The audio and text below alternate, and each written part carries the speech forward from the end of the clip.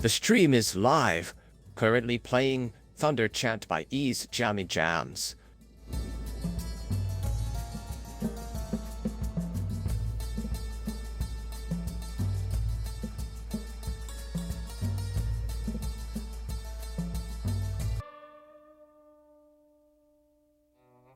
Welcome now to our stream at Machinko's place. It's a dream. Chatting, gaming, having fun. Welcome the back. Laughter has The just begun. Now is here, let's raise a cheer. Machinko's dad is full of gear. With a grin that's ear to ear. Twitching fun is very near.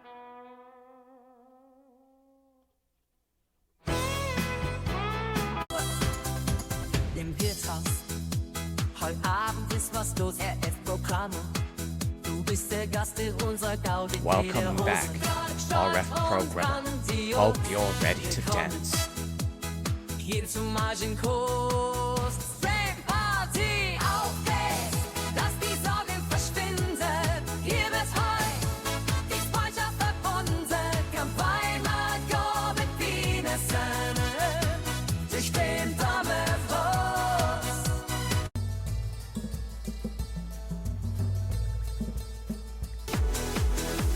Chloe McCoon, she's in the zone, tapping away. She's got her own throne, buzzing keyboards, wires to go. Welcome to my Django's, let's start the show. Welcome back, Chloe Raccoon. Hope you are having a good evening.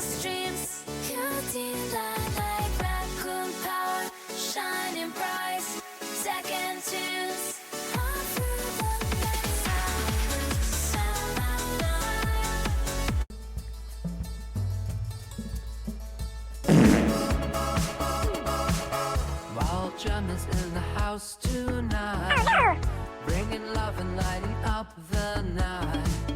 Feel the rhythm, everything's alright. Dancing close, hot and Welcome back, Aljo. Hope you're cooking something good tonight. Feel the synth pop, everything's so bright. All jammers in the house, I love it. Ads are starting. Dance together through this endless night.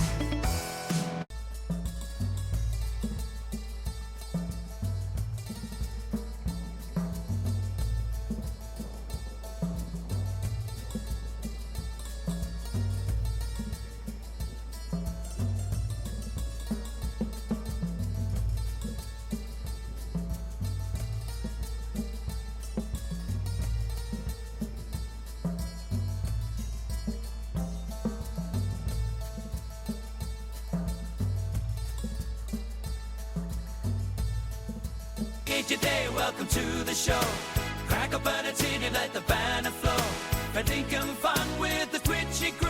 MJ's in the house and it's all for you. Welcome back, MJ. For thumbs or cold cat flare, strap it intangible up the chair. Good day, welcome to the show. Crack up a tin and let the banner Thanks for enduring those Raise your ads. glass and shout to right. Jay's in the chat, wanna rip the night. Hello. RF, you know that I don't crawl out of my hole until after the first set of adverts are over. We don't start till 7. I started early to get rid of those adverts. Hey. But at least you got a holiday, RF. At least you've got a holiday out of it. That's the bright side. Run away! Run away! Absolutely, Ben. Run away! Right, hello, Ben. Hello, RF. Hello, Chloe. Hello, MJ. Hello, Nev. I think that's covered everybody. Yeah. See also Hash Computers, cuz 4. Rare IBM Xenix 1.0 original manuals. Filing things under you would love to have on your shelf, but that will probably go to the moon instead.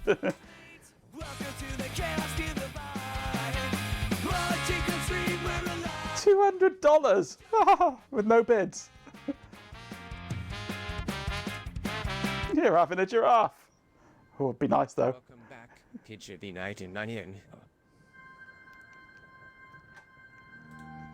And we've got a G-Pin and a PJB. Hello. You're not late. We're only just starting. We're just beginning. Stream started at 5:02. I started at 7. It's now 1 minute past. Yeah, what a set of manuals. Look at that. Mint. Not just the manuals, the discs too. Look at that.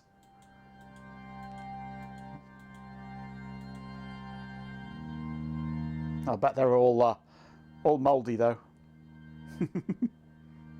Nice. That would be nice, yes. $200 plus 171 inch shipping, yes. And that's with no bids.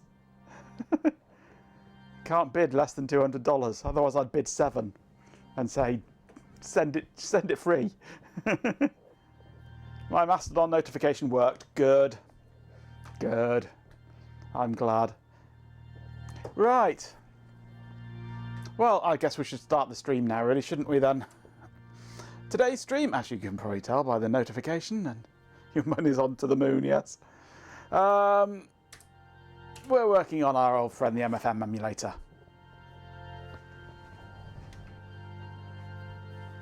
If you want mad shipping, you have a pair of leggings on order, $5.99 shipping for 2 weeks, $4.99 next day, shipping £480. What? Well, I had an interesting one on Cobb. I had an interesting one the other day ordering from Amazon. I had free shipping for next day, or I could pay £5 to have it shipped in 2 days. Free for next day, or pay to have it slower. Welcome back. 2050. Hope you have some good off-topic stories. Bargain indeed. But before we start, I have one important job to do.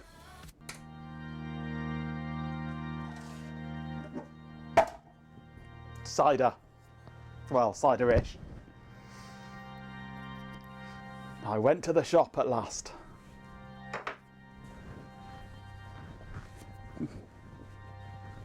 You sort of fart me down. You say that for people you like. I don't want to know about your strange personal practices, Benjamin. New favourite Amazon speed is pre-1300. Last one. Dear old sausage in a 2230, oh dear. bun. Gimme sausage in a bun. Elska Nordic Berries. I've also got, which I've never tried before, the strawberry and lime version, which I shall be trying in a bit. It's a nice, refreshing drink, this one.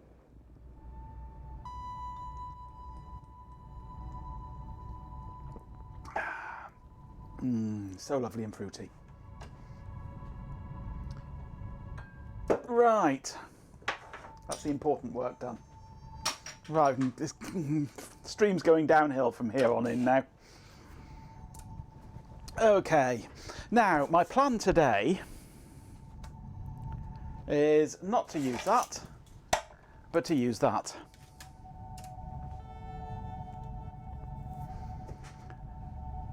An Amazon delivery yesterday that didn't go out for delivery until about 8 PM. Well, I've got a book on order from Amazon that was supposed to arrive Tuesday. I had a message saying, so sorry, it's taking longer. It'll be here maybe on Friday if you're lucky.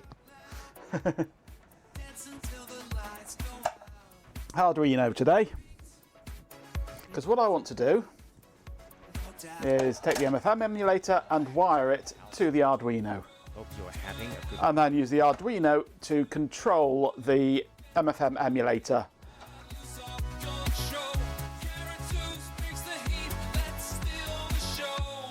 Lovely and fruity. Sounds like your resume. Does it indeed?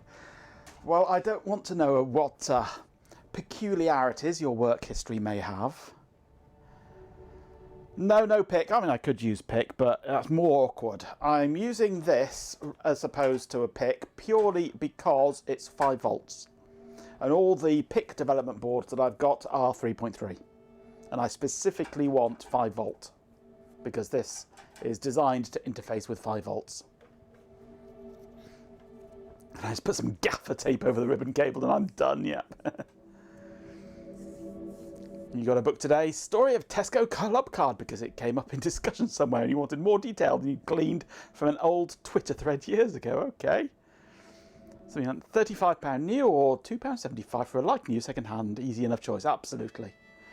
Well, the book that I've got on order is the music we're doing at choir. It's Elgar's Dream of Gerontius. And new, it's about 20 quid. Second hand, 9 quid.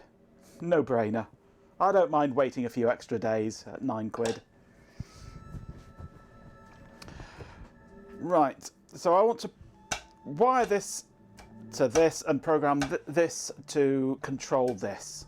But to confirm that that this is controlling this properly, I first want to wire it to a real hard drive.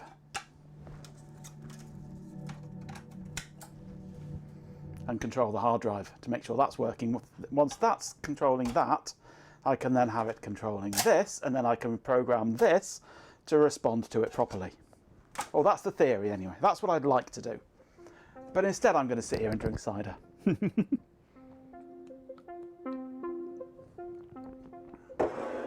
A classic Discworld book, How to Kill Insects. A 1,000-page tome.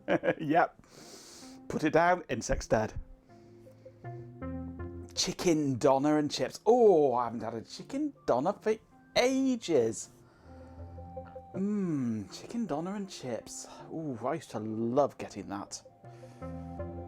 Chicken doner and chips. Damn it, I'm hungry now. Damn you, Chloe. You've made me hungry.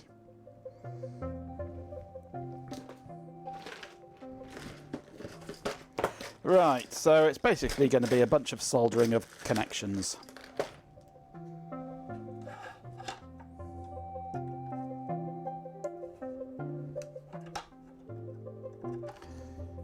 This is an old Arduino, a very old Arduino, one of the first lots to come out before they added the extra pins at the top here. It's vintage. We only do vintage stuff on this channel.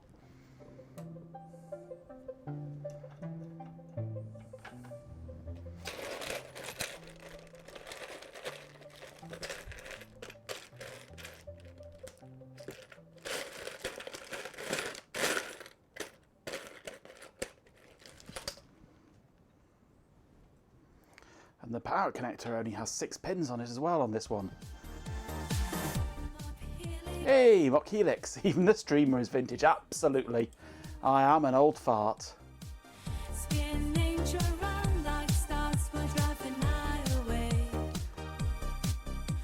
Welcome back. Okay, Helix.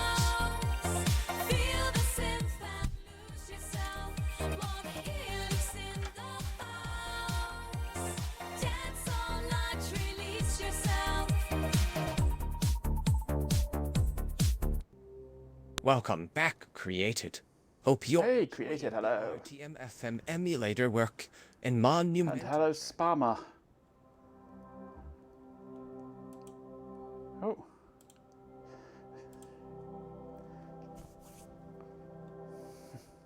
Cobb beat me to it. I was just about to click the ban button and it changed to unban. Thank you, Cobb. Yeah, one rather vintage Arduino.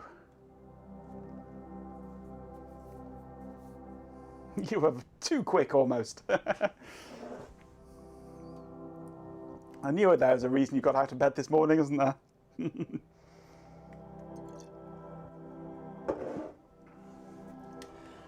Vintage like a wine, getting very expensive with age. Absolutely, yes. So I need to look up what the connections are on the hard drive, wire it all in, and pray that it'll work. What's this getting out of bed idea? I know you live in your bed, Chloe. Apart from when you're living in your car.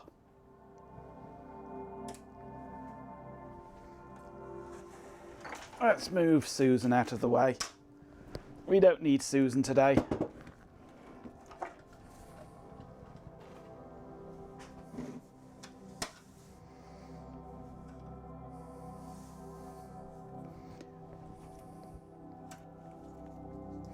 You really wanted to know where to get cheap viewers?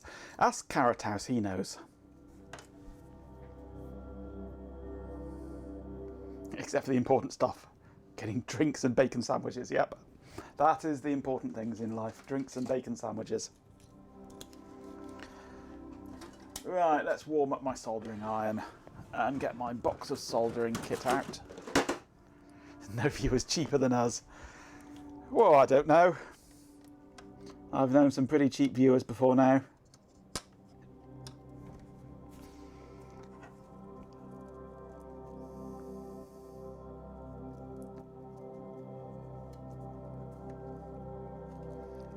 Right, these are all full of pull-ups here. So I can take those off and use the ones built into the Arduino.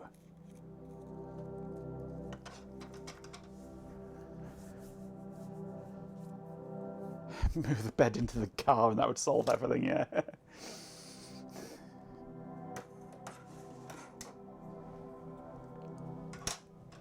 I'm just going to have a think about this. If I trim this off a bit, tidy it up, or shall I make a new cable actually? I'm going to make a new cable.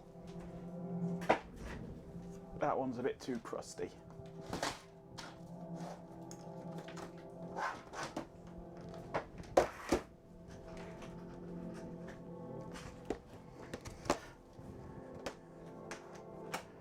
Twitch says spammer is toast, yep.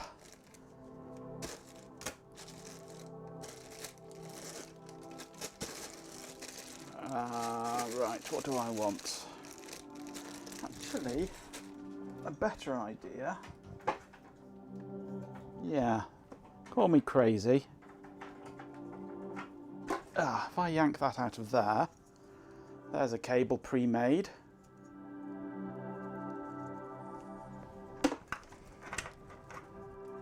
And I'll just solder real wires onto there. Well, not solder onto there, but because this stuff is a pain to try and solder. So rather than making another cable, I shall just use this ordinary one and stick some headers in the end.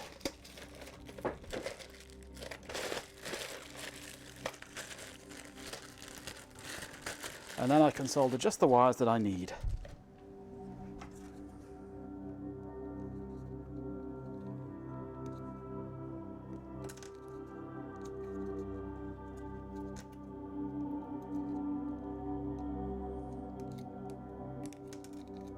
It seems Ben's flatulence is the main topic of discussion tonight. Perhaps he should invest in some air freshener.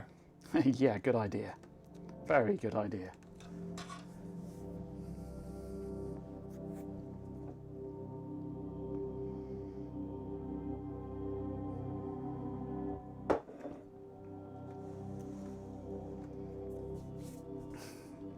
Hello, Crazy. Yep, call me Crazy. I'm now called Crazy.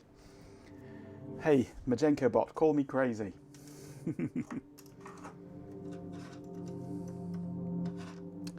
Right. I really wish that this all lined up properly so I could just plug it straight in. But no. That would be sensible, that would. Right. Pin out.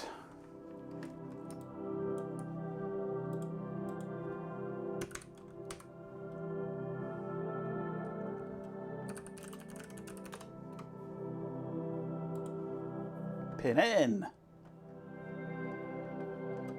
Pin sideways. So 1, 2, 3, 4, 5, 6, 7 pins, then a reserved, then 1, 2, 3, 4, 5, 6, 7, 8, 9 pins.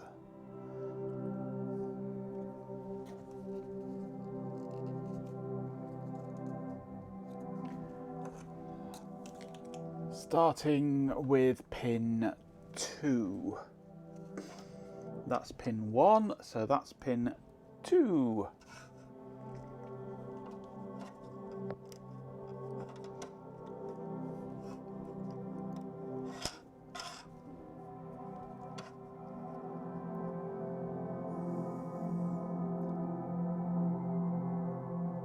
wonder if I could use some solid core wire and just solder it, sort of dead bug it like that. It sucks that it's 1, 2, 3, 4, 5, 7 with a reserved pin. If it was 8, then that would line up, kind of. Except, of course, these top ones here aren't actually data pins.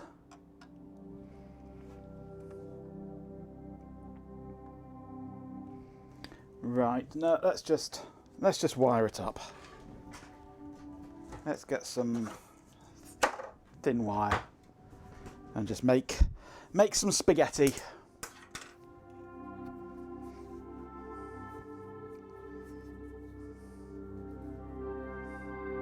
Carriage return or line feed, Ben. Which one are you? Broken it, the device, the stream, or the streamer? Yes, all three.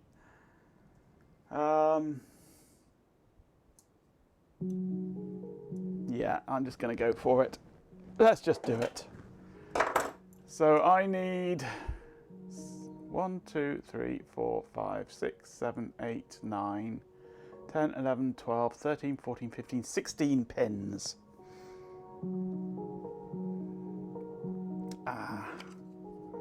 Can't use those two, those are serial. Actually, maybe I'll switch to the Leonardo instead, which gives me more I/O pins. More usable ones anyway, because I can use these two then. That would make sense. Right, let's just chop off a bunch of wires.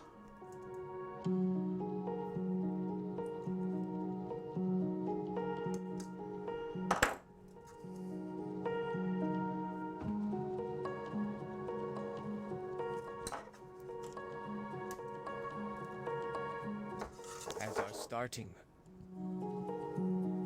The bot comes pre-broken, yes.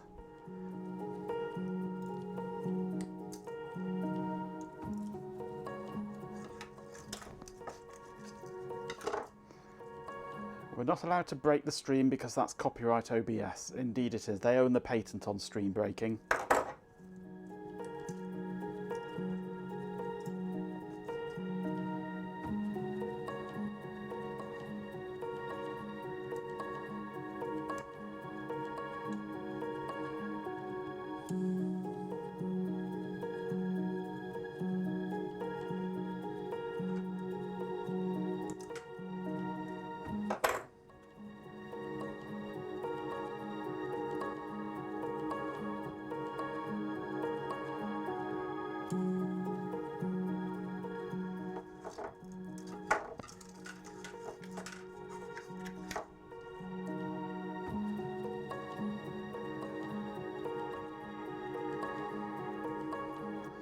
Yes, Thanks for doing those ads. Ben's etching stream was brilliant. I enjoyed it, especially the climax at the end.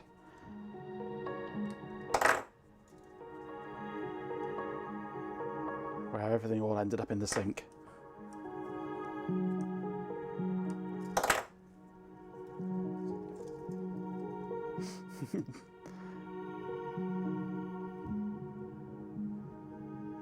You've got a dirty mind, Ben. I suppose that's why you're here, isn't it?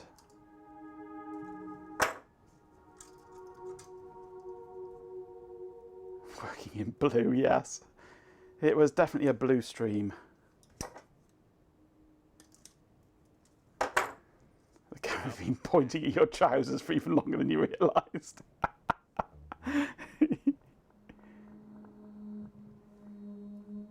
This is why I do all my streaming sitting down. How many have I done? 1, 2, 3, 4, 5, 6, 7, 8, 9, 10, 11, 12, 13.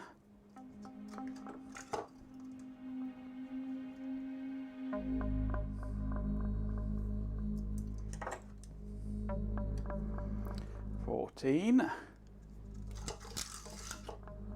Well, yes. I do get up occasionally, but most of the time I spend sat down so that you can't see what's below the waist. I think that was 15.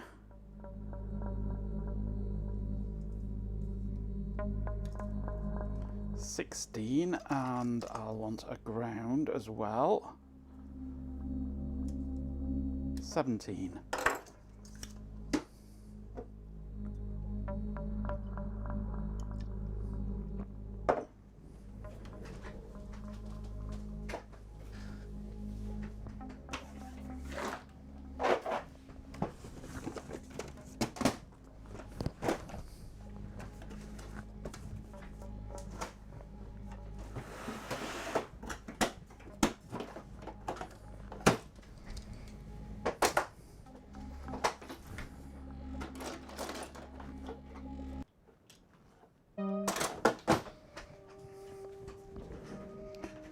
Okay, lots of soldering to be done now.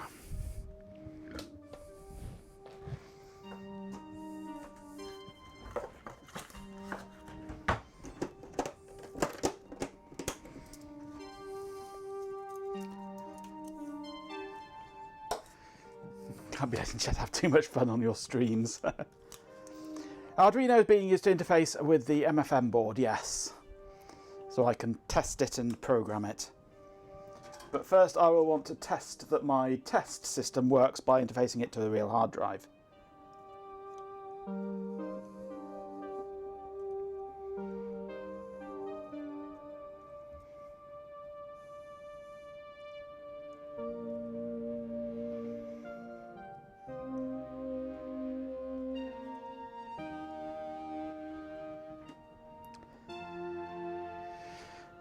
And I'm using the Arduino rather than the PIC because, yes, it is 5 volts.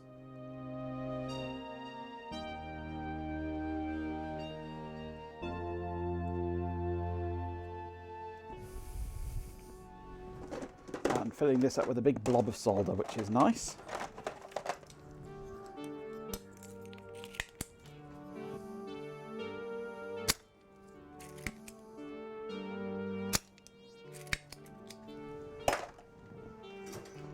Okay, pins tinned, tins pinned.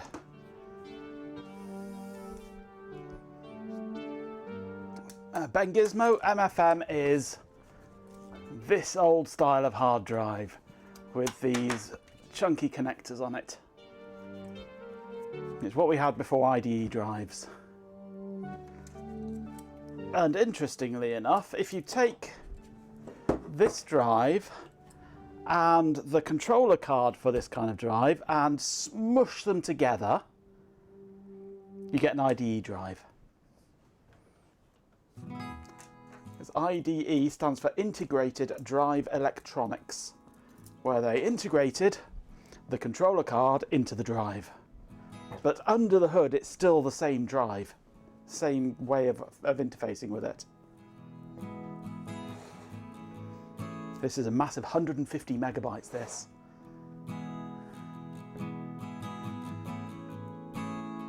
If you fart today, you probably pass more data than that drive stores. Yep, 150 meg.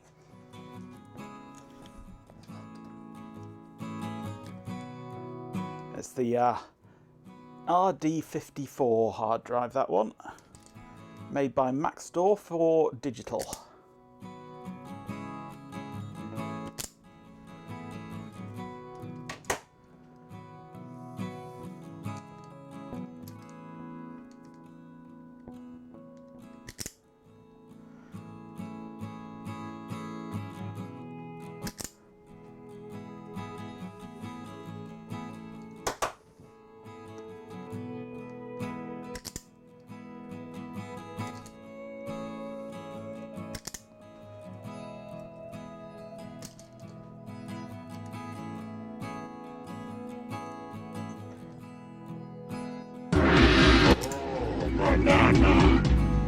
For vintage computers, this is actually a relatively small hard drive. I mean, when you start getting into the realm of Finch drives and such like, and removable platter hard drives. They get considerably larger. Ah, here comes Picard. Sorry, swarm of dead insects. Your presence to me. In whispers of wings, echoes again. Welcome back, a swarm of dead insects. No, you haven't told us your IDE SATA troubles. It's not possible. It is possible.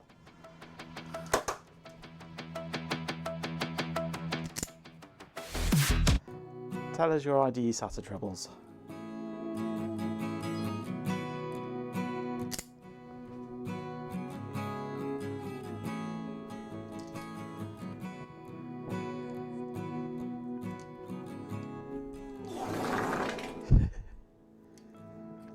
Daylight savings mean the stream starts right around your evening walk is. Oh, you're just going to have to retrain the pooch then, aren't you?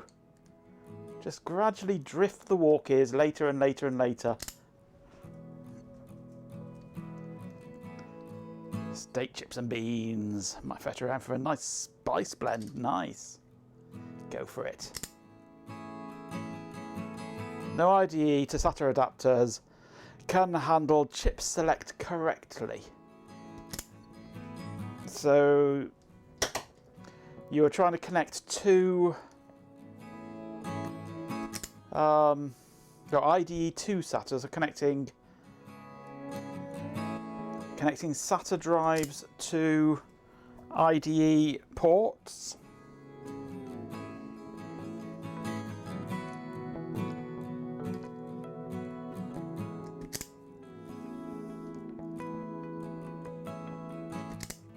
I think I've only ever used one adapter.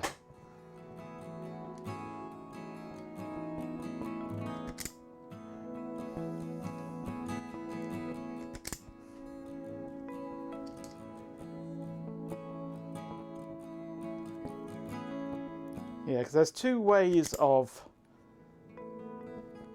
having multiple hard drives with IDE. There's cable select and there's master and slave. Cable select is iffy at best. Because in cable select, basically both drives are acting as master, which doesn't always work. But master and slave requires the master drive to be told to relinquish the bus to the slave for it to operate. But yeah, they are. Yeah, cable select was a cheat that mostly worked because it does actually use. It is actually basically a chip select pin that chooses between them. But you have to relinquish the bus from the master first before you can talk to the slave. But with cable select, it does kind of reverse the chip select pins so that it can be the other way around and things like that. So, but it doesn't always work, yeah, because it depends very much on the devices, on the host, and as you say, on the wind direction and the phase of the moon. Because the IDE interface is actually just a subset of the ISA interface.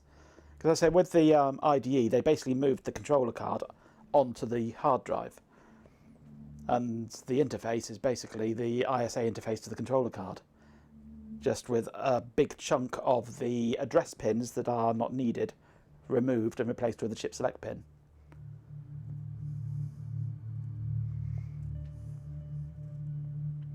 It is very much a nasty hack IDE, yes.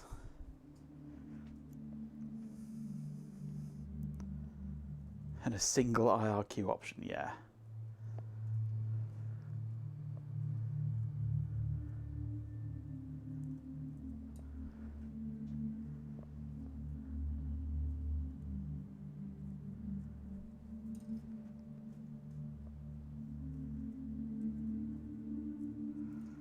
But I think I've only used one PATA to SATA adapter, and that was even just that was a bit iffy to try and get working sometimes. So now I tend to use the SD card adapters. They work well and they're cheap, as long as you're only using DOS or Windows.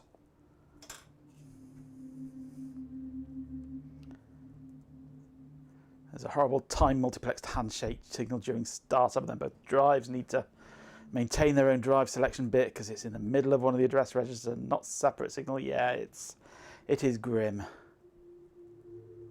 I've used compact flash cards a lot, but took care to make sure CF cards were ID enabled. A lot aren't, absolutely. That's one of the reasons why I switched to the SD card interfaces.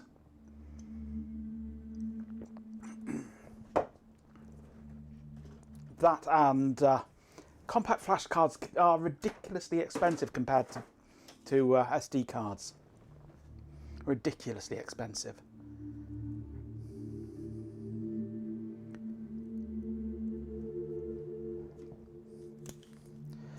But the cheap SD card interfaces do have a slight bug in that the first partition has to either be one of the FAT types or NTFS.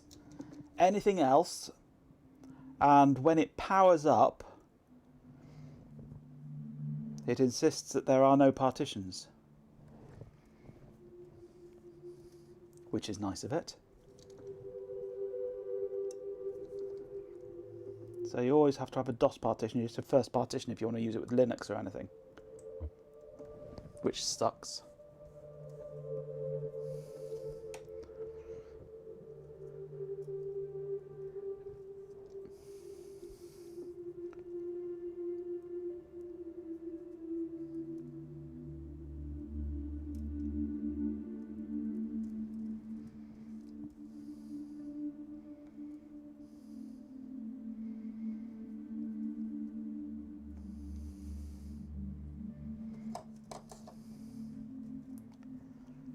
I love the smell of flux fumes in the morning and the evening. I could do with a tinning pot, really.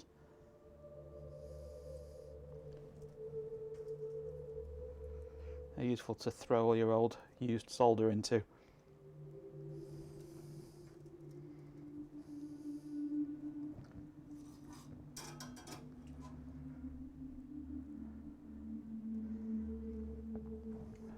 Not really, no, it's fine. It's just been replaced fairly recently. It's pretty shiny. I've got a drawer full of mirror anyway.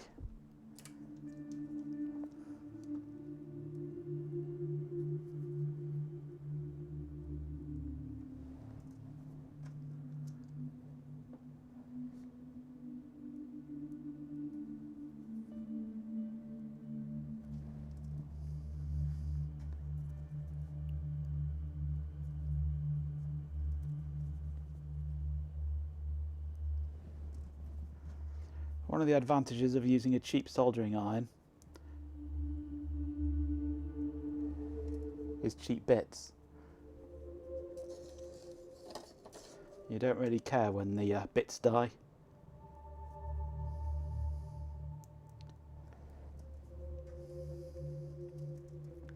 But I think I'm onto my third actual iron on this setup now, because the irons themselves are cheap and they keep dying as well.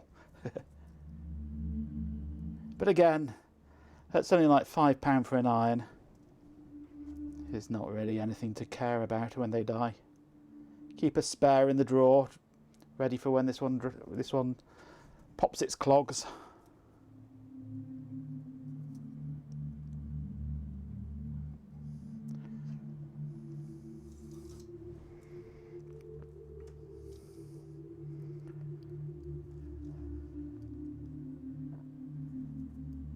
I shall catch up with you on chat in just a moment. There we go, that's the last one tinned, I think. No, I missed one over here.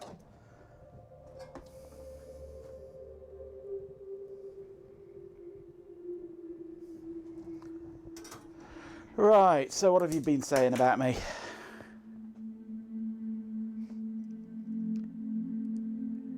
off your arse and hunt din-dins, yes. Get out there and hunt. Is there a way to hack a CF card to make it non-removable? Yes. Hot glue. Hot glue does everything. Stick it in with hot glue.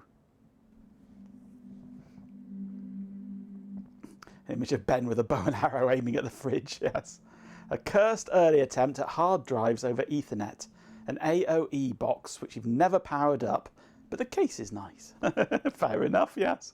Should merge Jenko and Angel streams one day, as my points are bacon rashers and Angels are eggs. Oh yeah.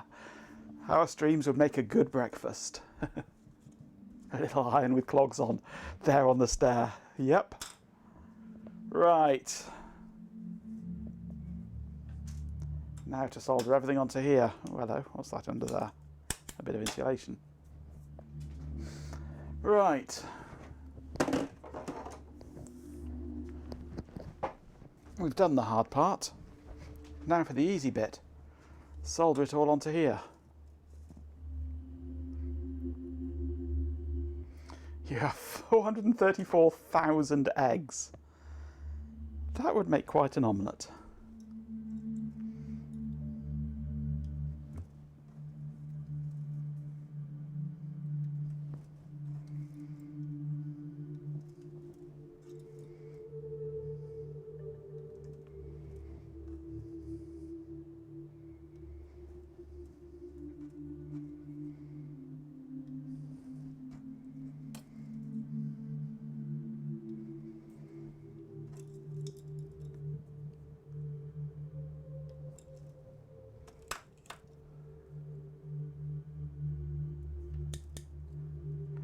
What have Yodel done to you now, Ben? Refused to deliver something. Tell you about my day. Okay, I've spent most of today working on the programme for our upcoming concert, along with a colleague of mine. And I have started work on my terminal server that I was talking about in my last stream.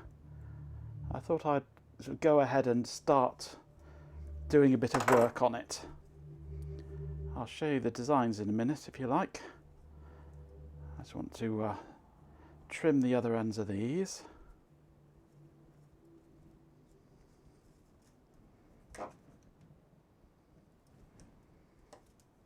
And then I'll crack open the designs for you.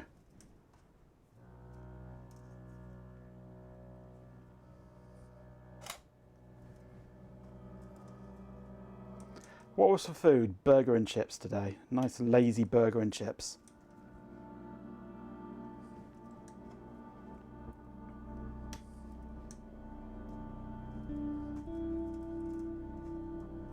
Thanks for enduring those ads.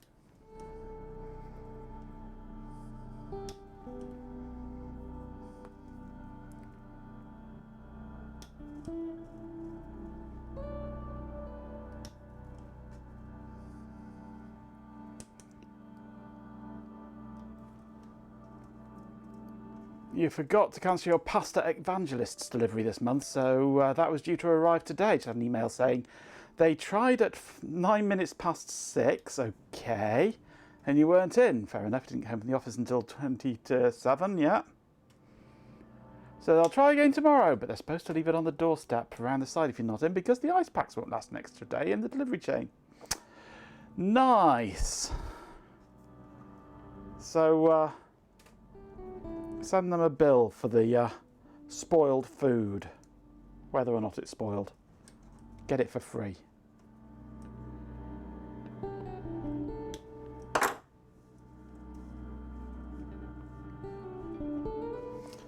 Right.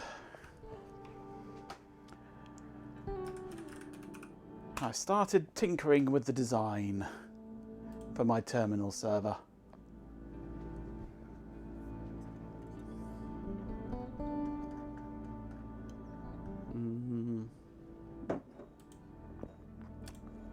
Let's load the schematic editor, not the footprint editor. Just the basics are in place at the moment. all I have is the PIC32, the 6 RS232 line drivers, which I haven't put the capacitors or anything on yet, the RJ45 8P8C sockets, and the USB interface.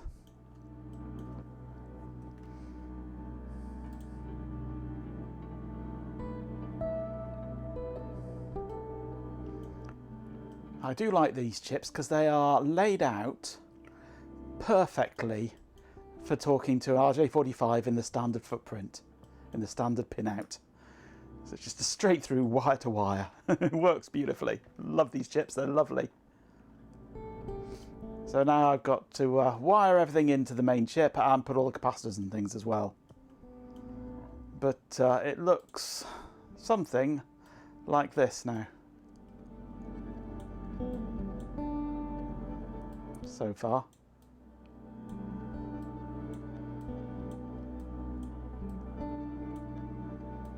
For 6 real serial ports. And I want it to have the same sort of functionality that my Lantronix has, just no Ethernet. So they can talk to each other, they can talk out through the USB. USB can talk to any of them, and all that sort of thing. All the nice funky stuff that you get on a proper terminal server. I would like it to have a network connection of some form, so I am thinking about the possibility of an ESP32 with it, so that it can DB9 and BNC. No, we don't want DB9 because everything that I've got is geared towards the RJ45 setup.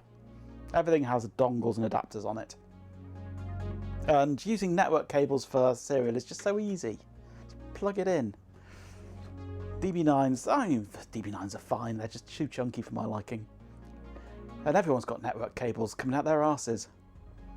Or is that just me?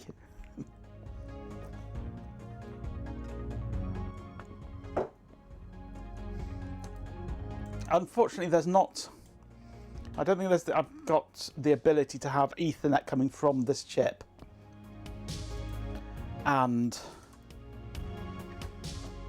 DB9 would be massive and sparsely populated, yeah. I mean, there's nothing stopping you making a DB9 version of it. Just that I don't really have the need for one.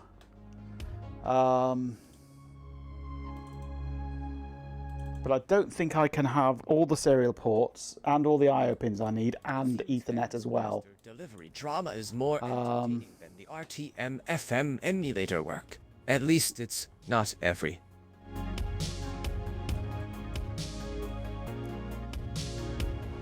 Yeah, Ethernet collision detection is on the same pin as the transmit pin for UART6, so no, I can't have Ethernet directly on the chip.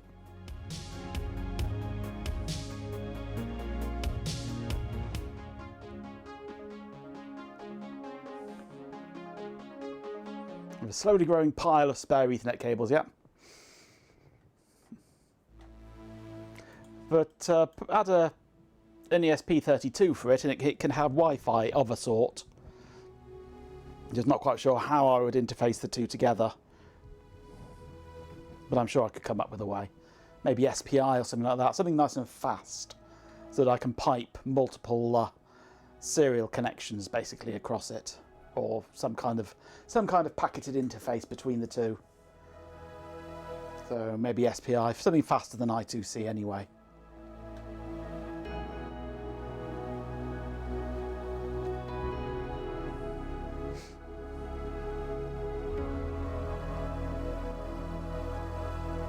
Nope, not this one. This is one of the old style of PIC32s before they had the PPS.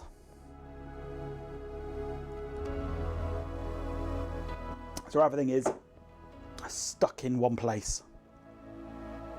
But I've chosen this one because it has 6 serial ports, 6 UARTs. The ones with PPS only have up to 4, if I remember rightly. But this has got 6. Right, back to soldering. You've distracted me long enough. Yeah, you can't expect me to use modern stuff. I feel sad if I use modern stuff. Well, if you consider that my Lantronix 16-port serial terminal server Back to work, you slacker. with Ethernet and a full fancy interface and everything and all that sort of thing, all runs on a single 68,000 processor running at 8 megahertz or 7 megahertz, whatever. This will be running on a 32-bit MIPS processor running at 80 megahertz, 10 times the speed. It's going to be at least 20 times the power. I think it might be able to do what I want it to.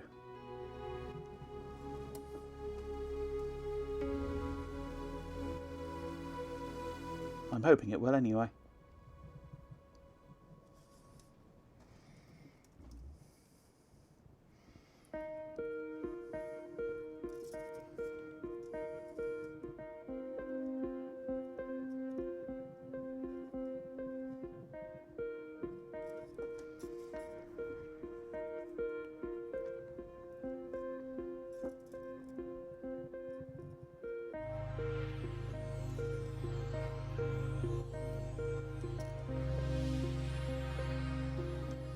Well, get yourself downstairs, Ben. Stop being lazy. Come on, jump to it.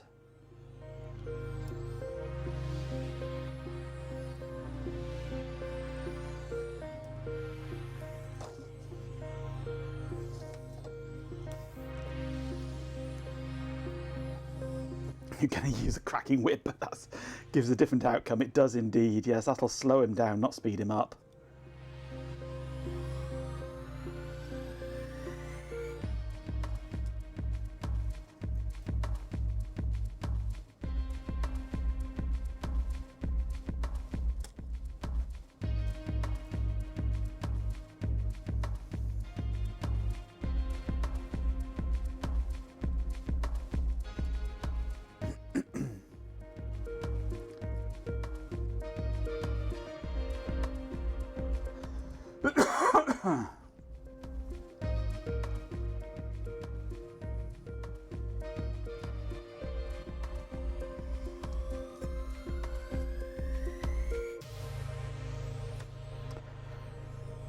Having stairs at home seems to impede access to food, yes. But not having them makes changing levels harder only half the time, Chloe. The other half the time it's actually easier. Going from up to down is easy. Going from down to up is the hard part.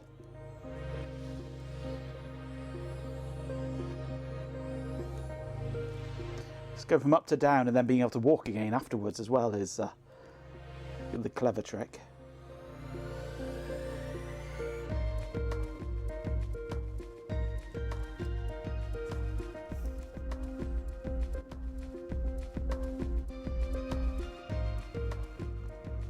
Right, we have a hairy Arduino. Easy depends on how broken your legs get, absolutely.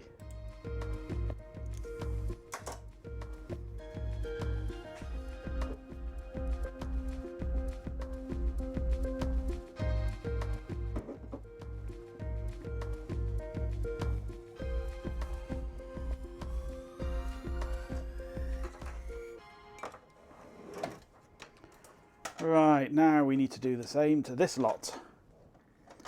Starting here, pin 2.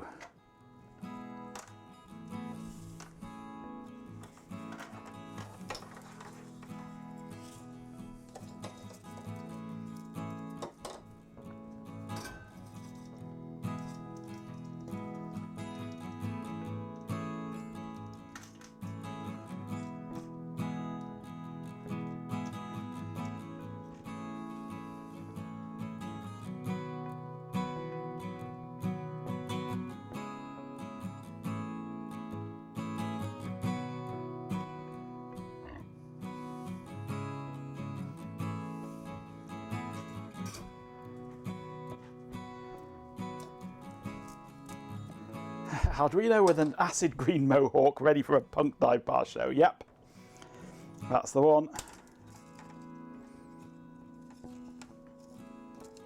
Actually, I should have made these ones a bit longer, shouldn't I? Oh well.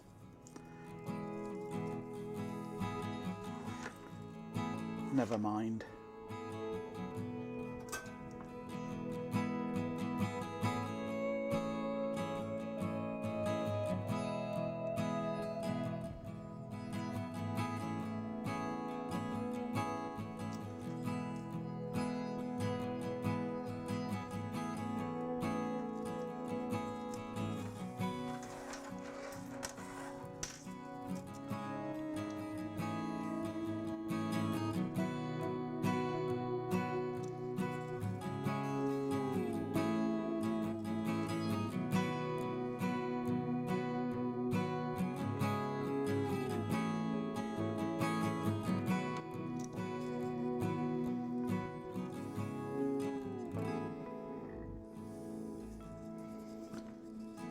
Hindsight is 20/20, even if you're Ben with his dodgy eyes.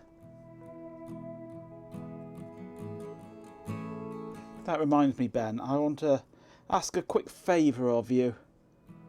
We're working on the, if you can still hear us, that is. Been working on the programme for our upcoming concert.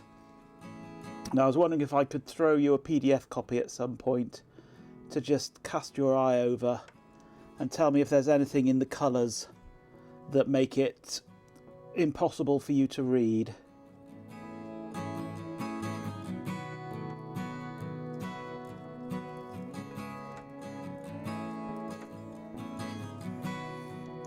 It's only a 300-page tome, don't worry.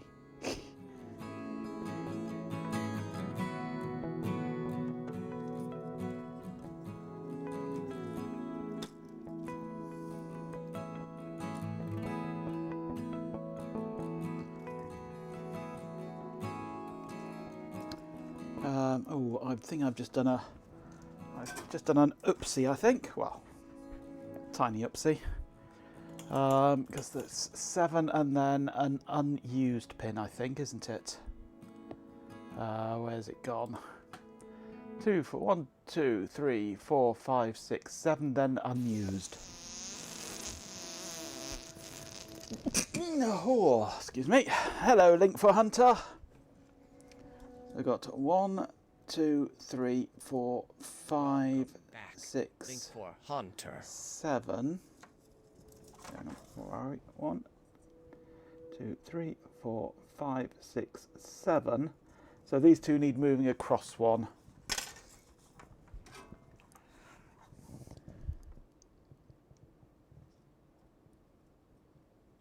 To account for the unused pin.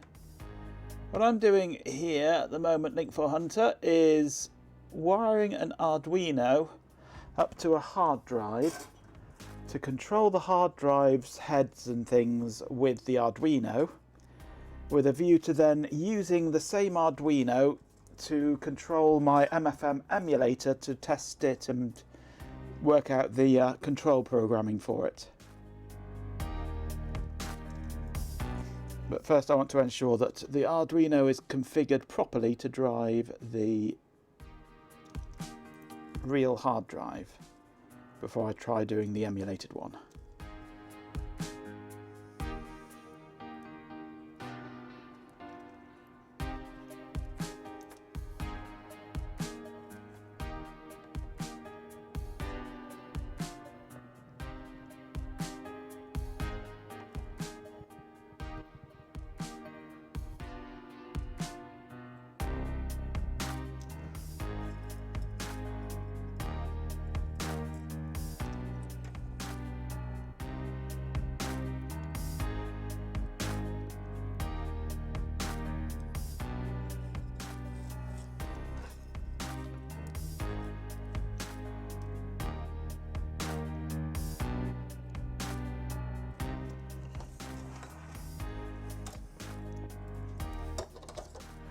Sounds more fun than cleaning the toilet you just did. Yeah, that's never a fun job. It's one I particularly detest. but it has to be done. Right, that's wired up now, I think. There is one more signal, I believe, on this pin out here. Is drive selected.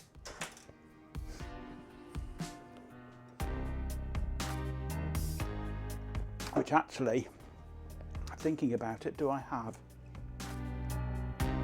Yes, I do. And I'm not sure if I even route it through the system, do I? I should do.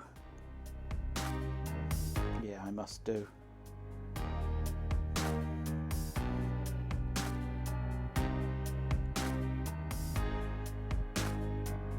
Oh yeah, no, it's that signal on my emulator is completely external to the...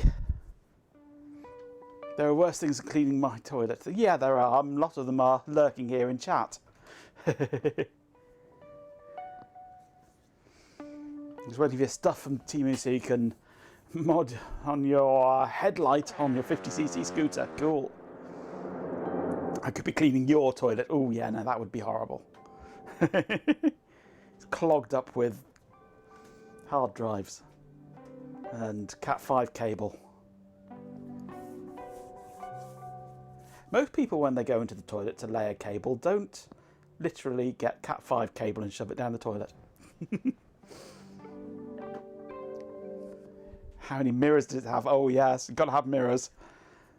A scooter has to have lots of headlights and lots of mirrors.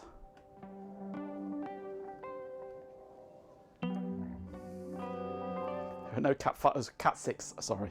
Cat6. You wouldn't stoop to using Cat5.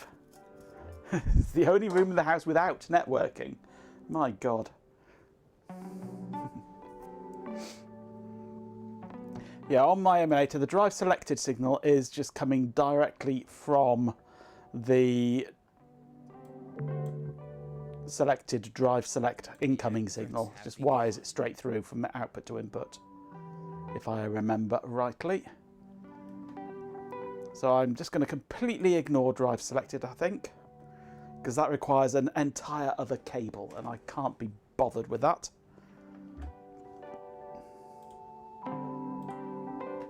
Right, let's get rid of all this stuff that has nothing to do with what we're doing at the moment.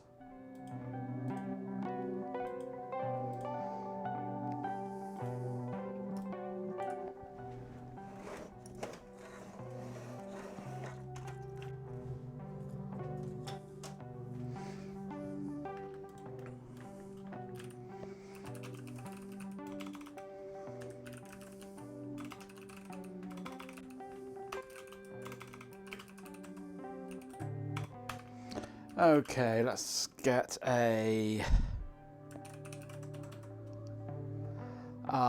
soft power, I think is probably my best one. Yeah. Thanks for enduring those ads. Okay, so the board is a Leonardo.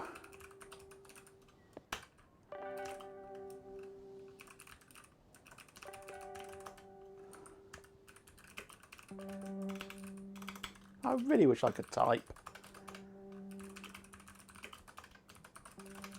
That should compile. It does.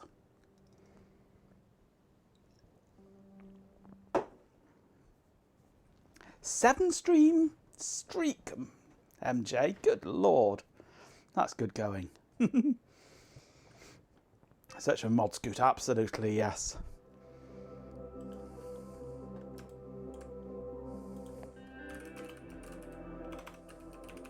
This is what your scooter should look like.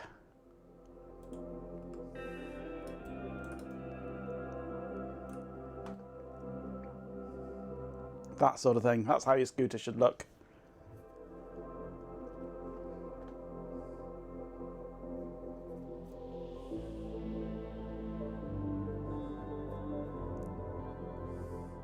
You just wanted more bacon, fair enough.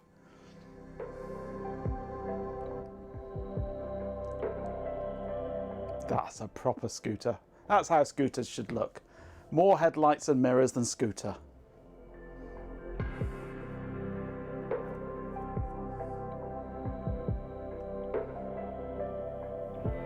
All headlights in chrome. Oh gosh, I maybe shouldn't have done that. Oh dear, followed through. I know.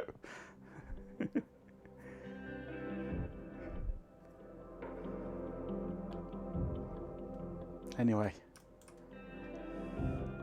enough of that. Back to work. Okay, so let's start off by defining our pins.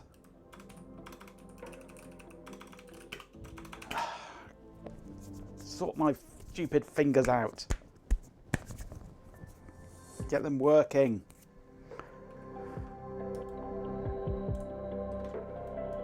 That is correct, Chloe. Absolutely correct. So, first pin is head cell 3 is on 0. Head cell 2 is on 1. Right gate is on 2.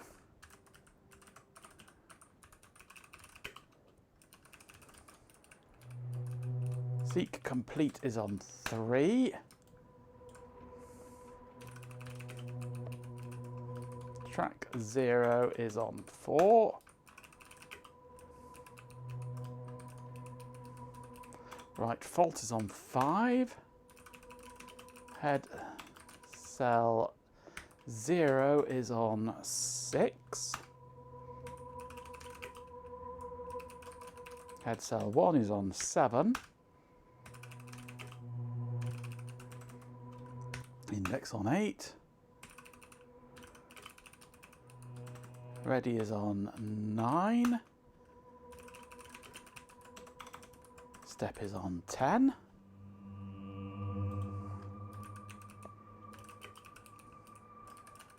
Drive select 0 is 11. Drive select 1 is 12. Drive select 2 is 13. Drive select 3 is 14, aka A0. And DIR is 15, aka A1.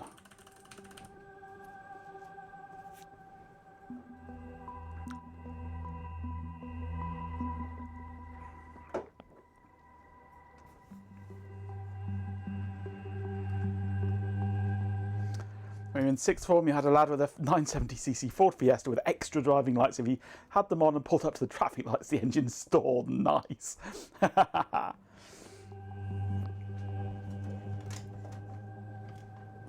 Well, stalled your Jimmy by having a coldish engine, AC on, and the hydraulic power steering cranked all the way. Tried to move away as usual and bonk. Well, I had a Peugeot 309, which had the exact opposite problem. It was a diesel, and the cutout solenoid had broken, which meant that you couldn't stop the engine. Because the thing with a diesel is once it's running, the only way to stop it is to cut off the fuel. Because the heat from the engine causes it to basically be self-sustaining. There's no spark or anything like that to keep going. Just the heat from the engine and the compression is all it takes to fire the engine. So it actually has to physically cut off the fuel with a solenoid. But mine had broken. So compression, if you get enough compression, yeah. But you've got your glow plugs to heat it up to make it easier. So yeah, mechanical injection diesel is basically forever, yeah. So my diesel, you could not stop. you couldn't stop it. Turn off the ignition, take the key out, walk away, engine's still running. The only way I could stop it was to stall it. Put it into gear, let the clutch up and stall it.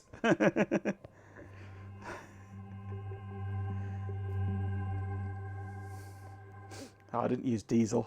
I just weed in it.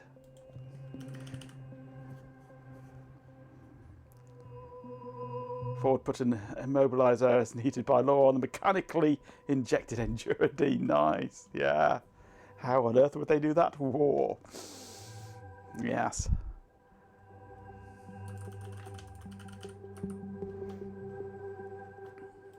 Basically a stopcock, was it? The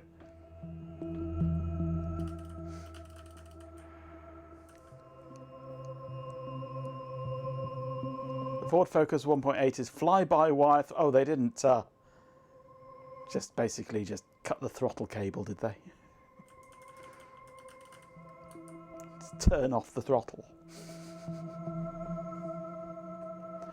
Right, so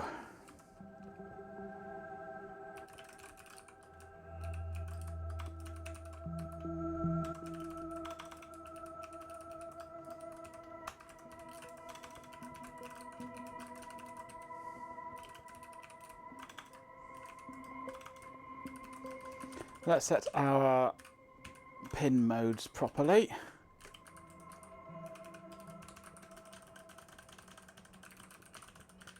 Head select.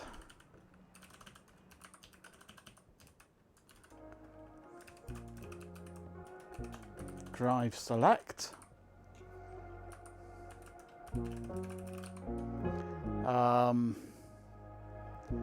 Which other ones? Step.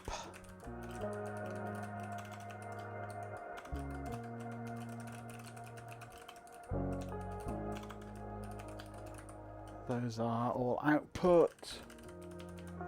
Right gate, although we won't be using that.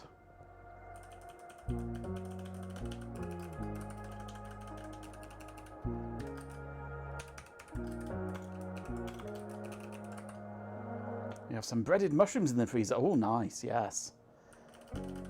Steak, chips and mushrooms. Where I used to live many, many years ago, our local pub did a Wednesday evening, 2 steaks for the price of 1 meal thing. 2 steaks, and it was something like 2 steak, chips, tomato, mushroom, all the works. Big steaks they were as well. Lovely chips.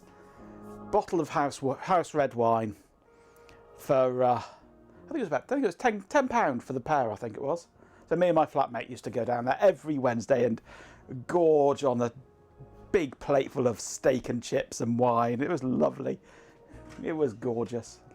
That was our Wednesday treat. Our Thursday treat was we went up to the local kebab shop and got a kebab, and they were big honking kebabs as well. Wader Dankpods did some experiments of similar technique with his Polski Fiat. We found kerosene. Didn't much like vodka. Oh.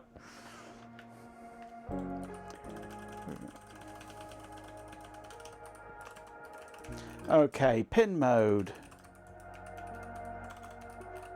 Seek complete. Input pull up.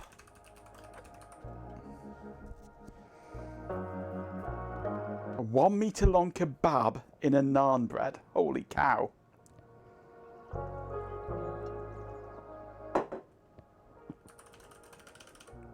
I've seen your German kebabs, RF. They're not real kebabs.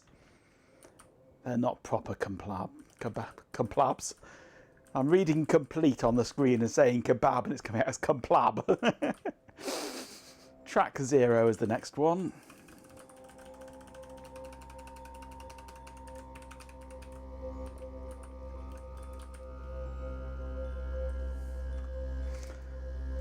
Seek complete, the magazine for the modern Punjabi, yes. Right fault.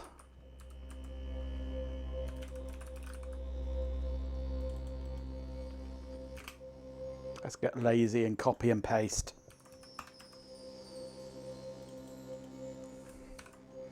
What's next? Index.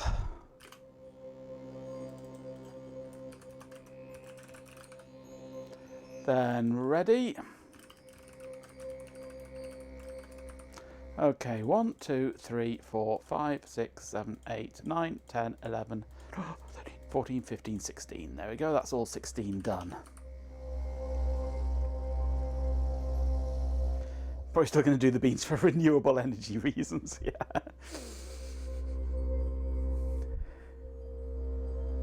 From Athens glow to the retro screens, PC magazines. There's all sorts of weird things in Vi, yes. Stories to tell, now the streams are loud and it runs so well. So shout Hello, PC. with the crew who put the dice down your Control N. Oh, yes. PC markers. CRT, welcome people. I never knew about Control N. That's useful, actually. I must remember that one. Additive circuits, shift divine, retro bytes with their Greek design. Raise your glass, enjoy the Arduino, indeed, yes. of the stream. We have Arduino. We have it interfaced to honking great MFM drive. I want to control the drive using the Arduino. And when I've confirmed that the Arduino is configured correctly for controlling the real drive, I shall replace the real drive with the MFM emulator. And then I can work on programming the MFM emulator, knowing that I've got something that can drive it and I can make it respond properly. Right, so let's do our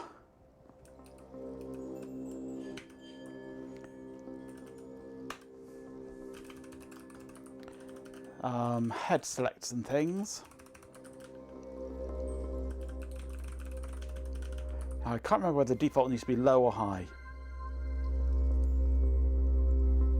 41 running sump union McGrock. 41 running sump union McGrock. Is that your name? Welcome. Glad to Oh, I'm an have idiot. you. Interesting name. Welcome to the fun anyway. Nice to see you. Thank you for the follow.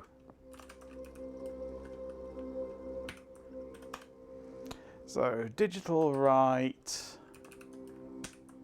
Ooh.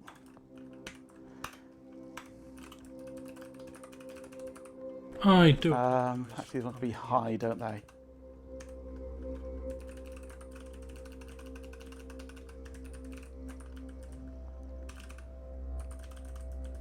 Oh, hello. Thank you. Yes, I'm an idiot. You can't see what I'm typing. Not that it's very interesting, mind you. Okay, step DIR. Actually, these I think must be high as default, aren't they? Everything's active low, isn't it?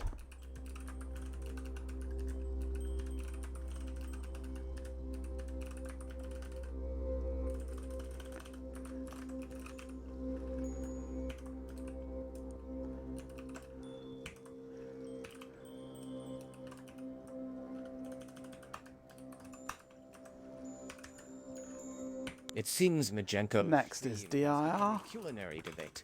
Fueled by Belgium, its freezer contents and Chloe Raccoon's taunts. Someone get them a Michelin star for this chaos.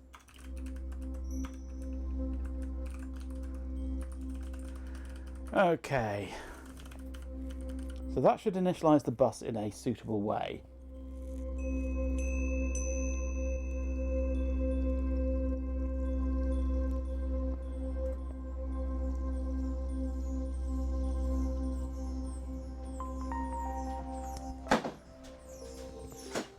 Lots of pins, yep, 16 of them.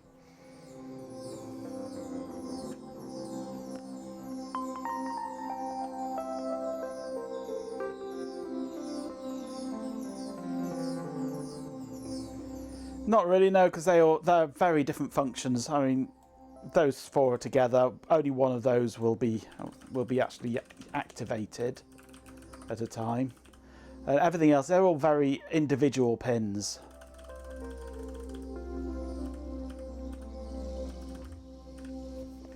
Right, let's go. Let's write as a little function.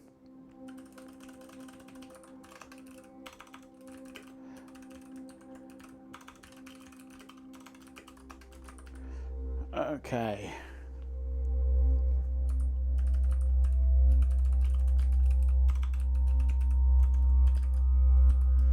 It is track 0.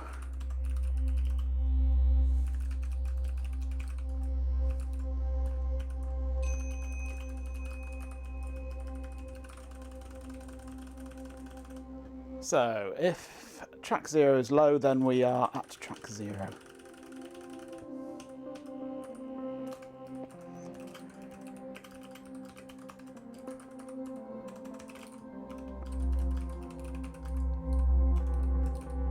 we're going a negative amount,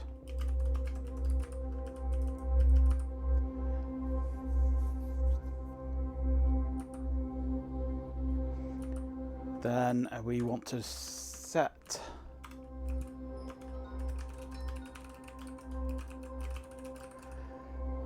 dir possibly low, I'm not sure.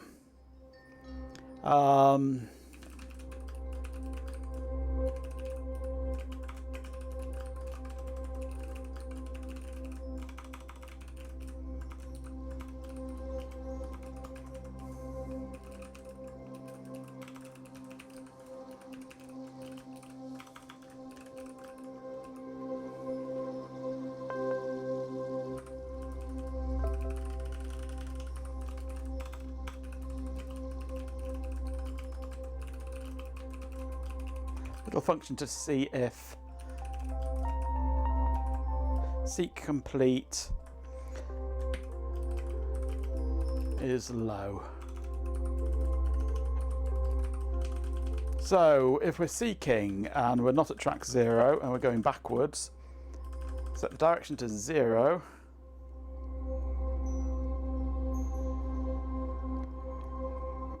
Possibly, but I can't see the point. I may be having this, expanding this out to be a multiple stepping function. So this is going to end up with a while instead of an if here, but it all still wants to be within this if. So having it with that multiple layer, it just makes that future bit easier. So we set direction low, start a seek, wait for it to finish seeking, raise seek, possibly, not sure. Or either we just want to pulse seek and then wait. We might just need to pulse seek and then wait, actually. Ads are starting.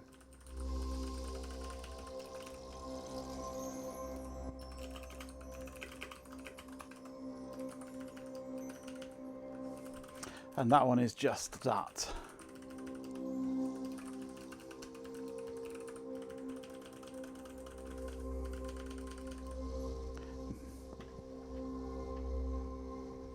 Do you want spicy steak or normal steak? Spicy. Spicy! Spicy good. What time is it? 20 past 8. Not quite time yet. 10 minutes, I'll open my second bottle of Elska. Since we'll be about halfway through the stream then. Stripey, not spicy. Oh, he did. He said stripy. Well, it's tiny writing here in the corner of my screen, and I can't actually reach the screen from here. That's about halfway to the screen. So, yeah, it's tiny writing over there somewhere. Miles away. Oh, there, I'm touching the screen. I'm a good metre and a half away, maybe. Metre and a quarter away from the screen, and as you can see, it's tiny writing. And it's not that big a screen either. You had stripy mini steaks and a baguette the other week. Excuses, excuses. Also, it means that you don't have to clean the stripy pan first now, then, do you?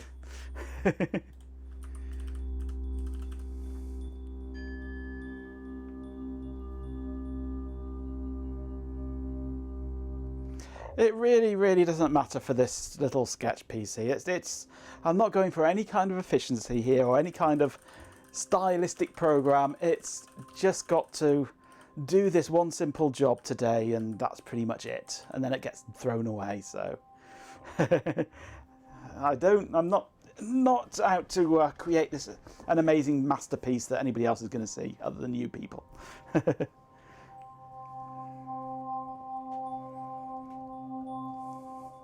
So it's fun to align the stripes, absolutely, yes. A griddle pan, yes. It's always useful to have a griddle pan. Right, so let's just try for the moment. Sleep. Seek 1. So it should just go tick, tick, tick, tick. But also I need to select the drive, don't I? And this is drive select 3. Oh, drive select. What are we on? We're on drive 3, which is drive select 2, because it's 0 based.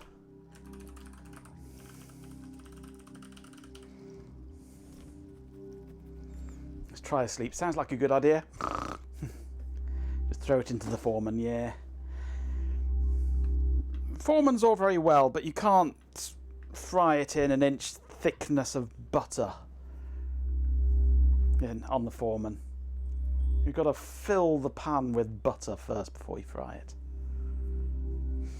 Right. USB cable. Let's see if this will even compile. No, it won't. Seek. Because it's not seek, it's step.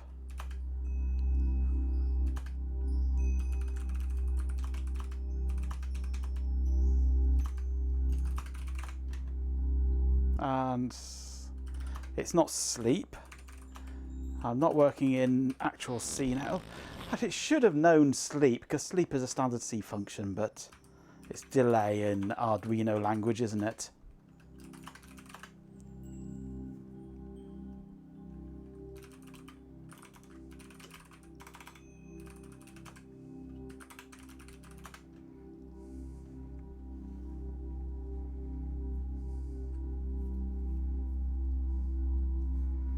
Okay. Right, I need power. Power. Plug-in power. Welcome back, Playful LB. Hey, Playful LB, hello, welcome. I now need SATA to Molex. I know it's not strictly called Molex. Adapter cable, which is that.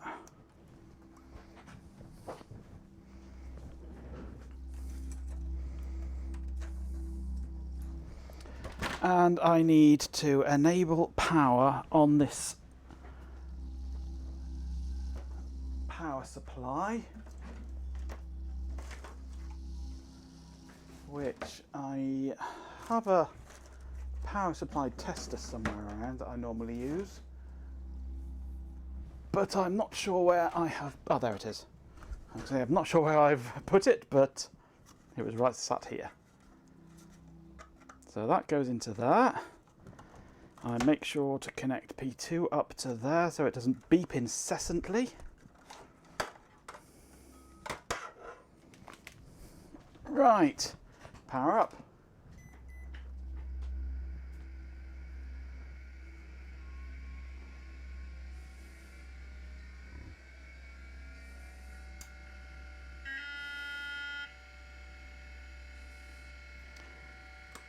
And it's not going to work because the terminator from this hard drive is currently in the emulator.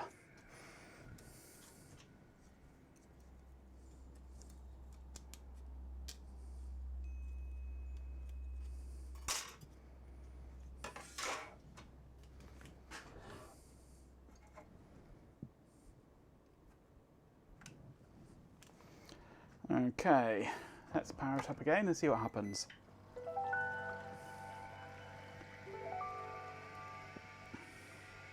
A language that is good for twerking. No idea. You tell us.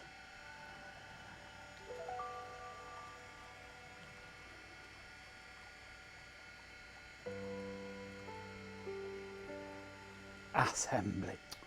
Oh dear. Chloe, you have a rival. I'm not hearing any ticking going on.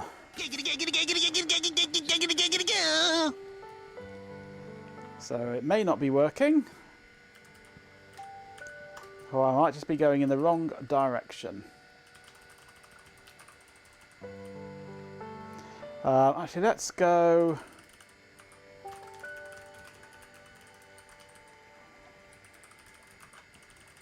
Let's switch over to that. Start the serial port. And we'll print millis.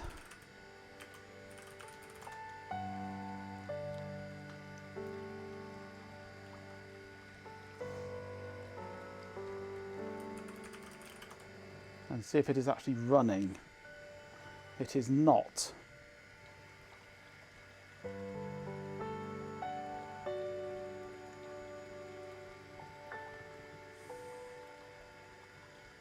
Your last name is Thunderfarts.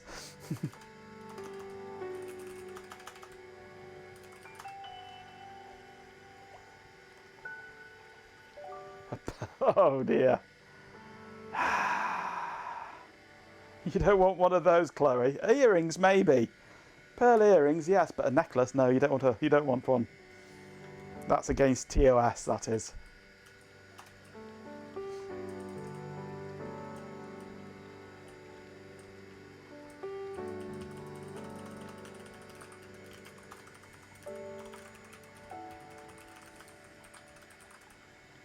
Let's just put this here.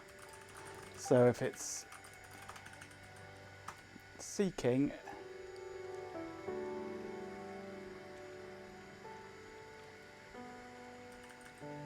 we get dots. So it's stuck in seeking mode apparently. Now what I need to do actually is, I've got some notes here.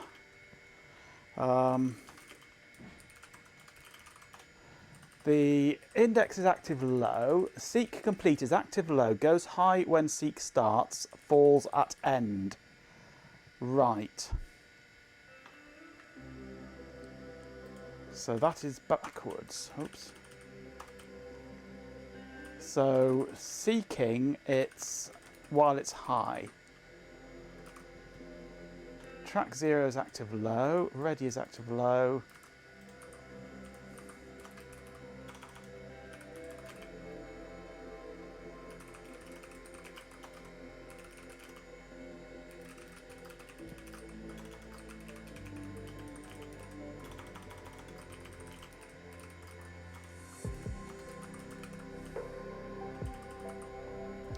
Right, so let's go here while booting.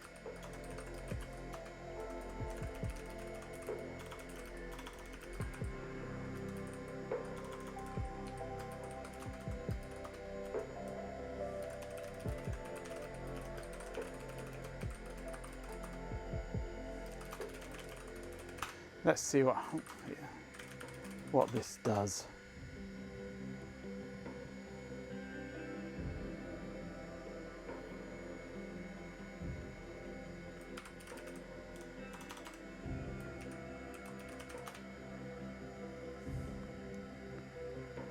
Right.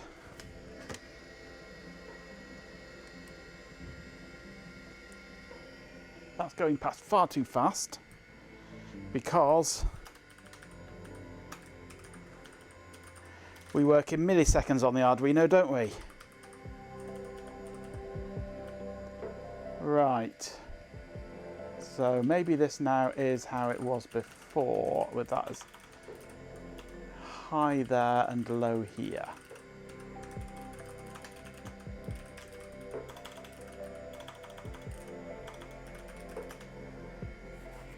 You said it twice, but I didn't see it, I'm afraid. You have to shout louder. I've done so much C programming recently that I've forgotten what it's like doing Arduino.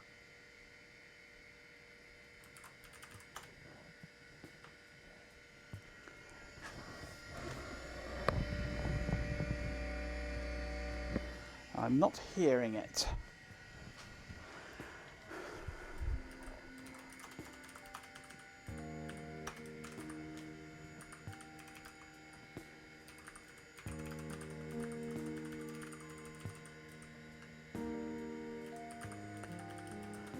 Let's alternate forwards and backwards.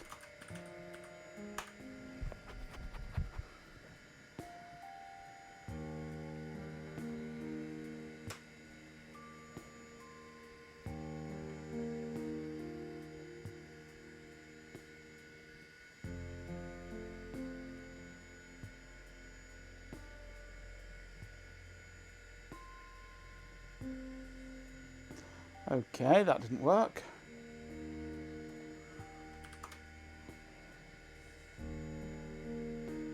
That looks better. Time to open my next bottle. This is the strawberry and lime. I have not tried strawberry and lime.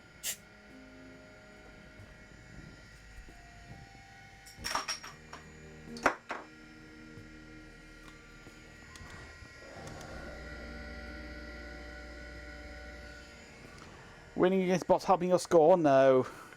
Well, it helps your leaderboard score. I am not hearing anything out of this. Why is that?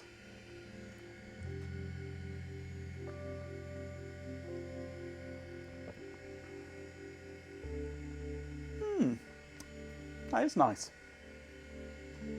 I thoroughly approve of that one.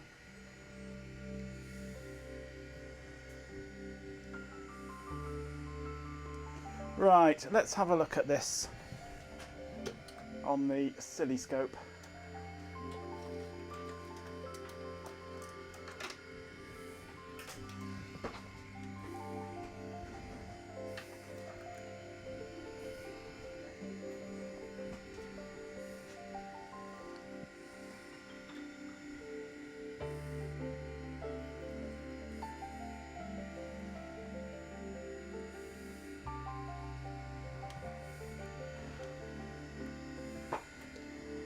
Right, now a good ground point. Vixor exclamation attack has been initiated.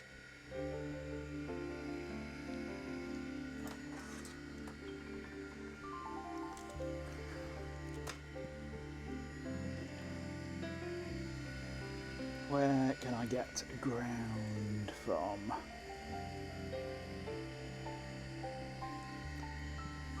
I could stick something into here, I suppose. What can I stick into here? Answers on a postcard, please.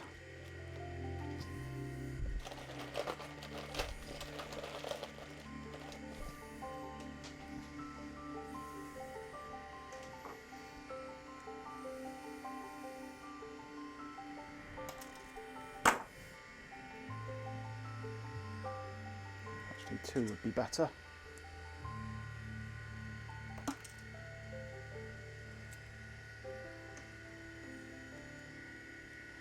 Okay, ground achieved.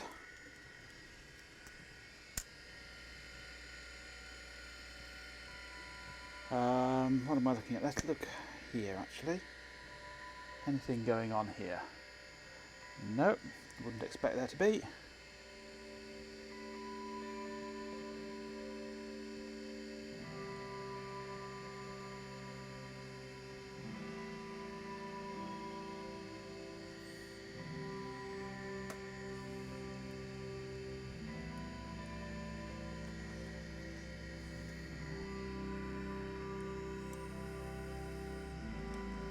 Is food in bed? Is food in Ben? Is Ben on the outside of food?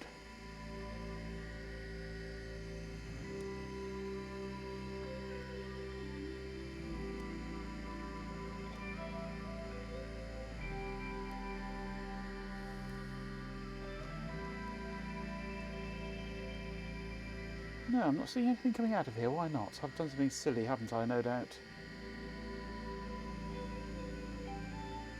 This is the right probe, isn't it? Yes.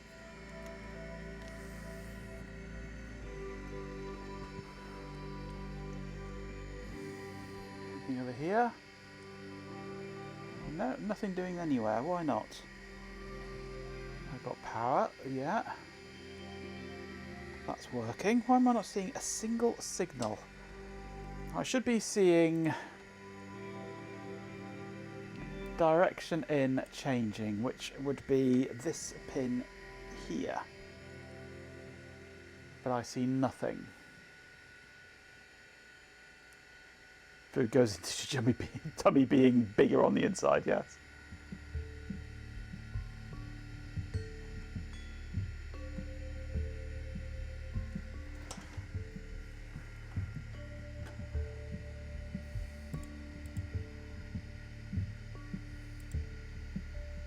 Whoa, that's a steak, all right.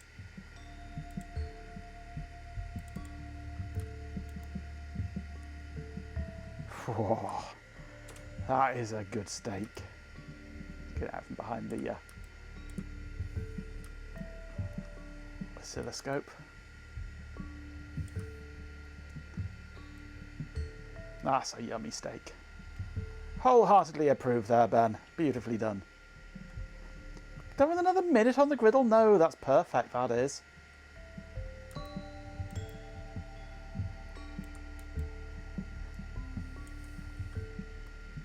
Absolutely perfect. In the words of Dennis Leary, light a fire under a cow. When it falls over, carve a chunk off and serve it to me.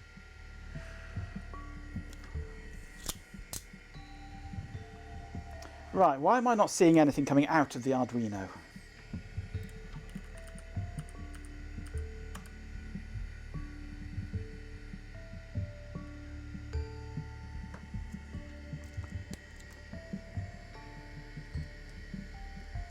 Let's clip that onto there permanently.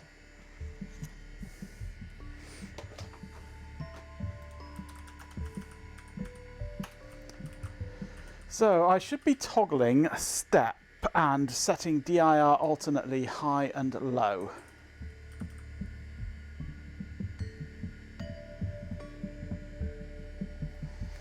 I should wipe its hooves and arse and chase it through the kitchen, yep. Ads have started.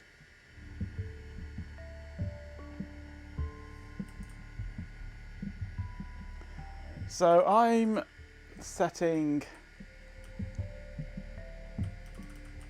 step DIR to be output.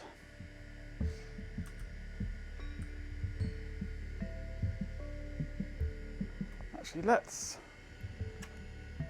take the cable off, reset everything.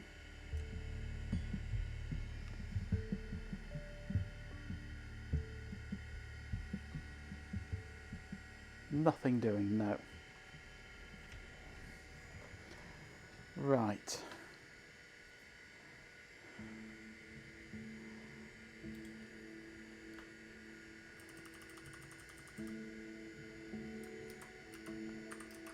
Let's just test the start up here actually. Let's turn off the hard drive.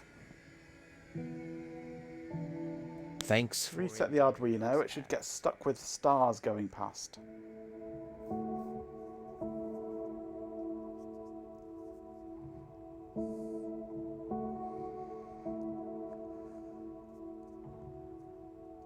No, it doesn't. Right.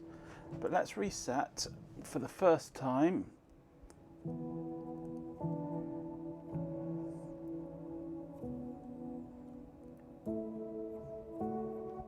Come on, disappear.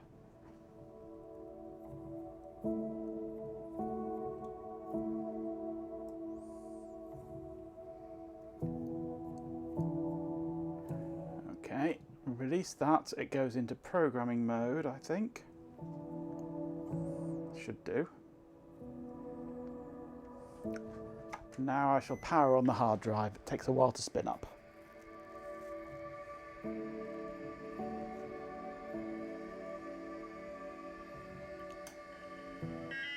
No, it's not even reading the input.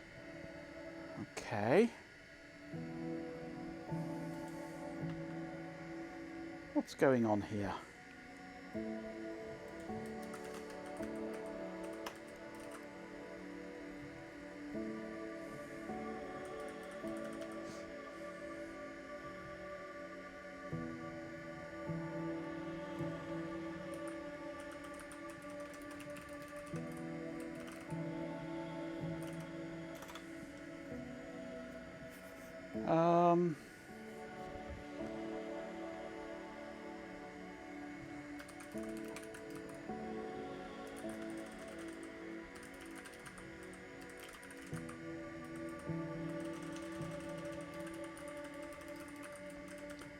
The two ports on the 328P, what are they?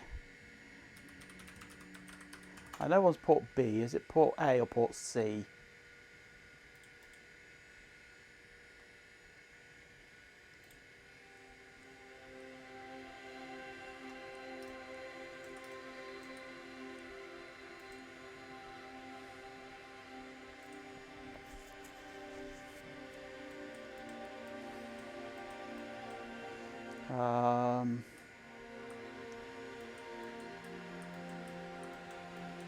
Ports. Port B and port D and port C. B, C and D. It's 3 ports, isn't it, on there?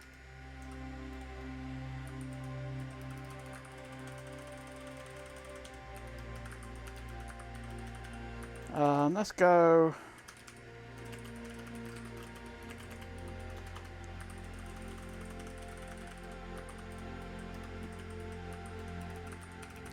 Let's just try something fun.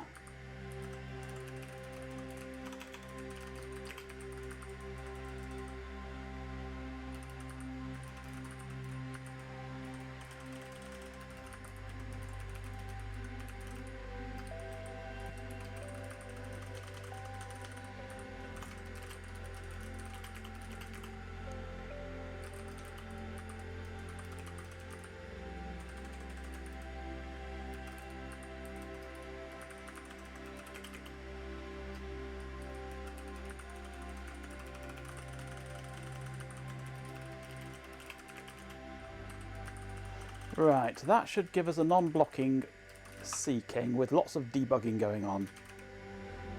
Oh, that's true, yeah, silly me. It's still the same sort of thing though, anyway. I just want to look at the raw port data.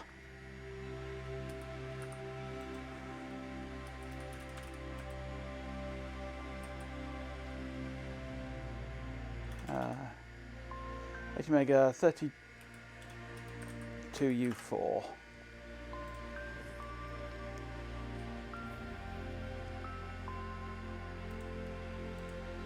Still be the same pins, I'm sure, same ports.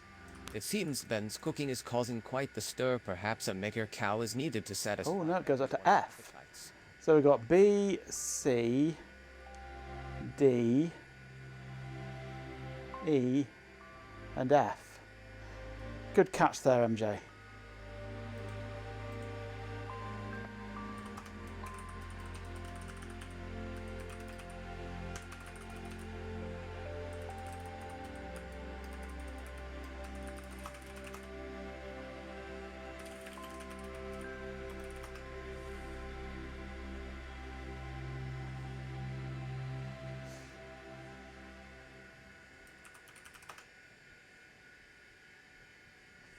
Okay, so if I let that spin down,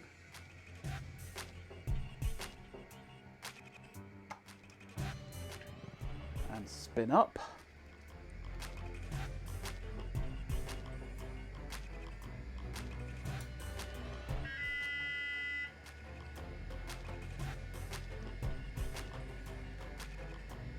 now I've no idea what pin is what there actually. If I disconnect the cable, then it can no longer seek. Right, interesting. So it's definitely doing some reading off there. Someone sniped harder than you, oh dear.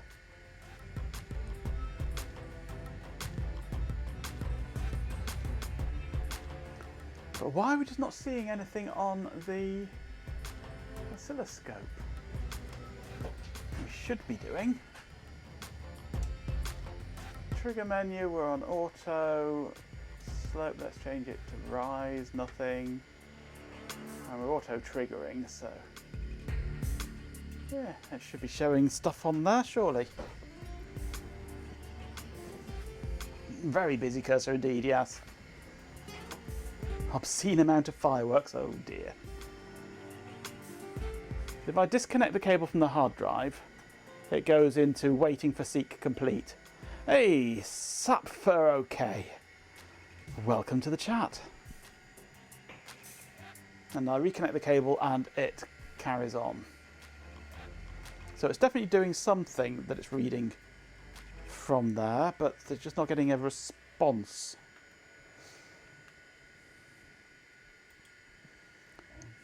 If I power it down, so we've got 2 zeros in the first one, just the 1 1 in the second one, 1 0 in the second. We power down, 2 1 1, You power up. Nothing changes, no ready signal.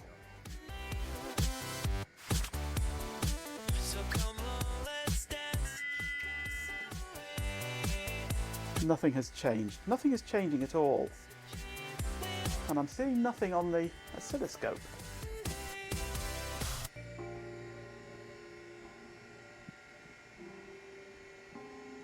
I am confused. I am mightily confused. Unless my drive selects are backwards. Let's try selecting a different drive ID.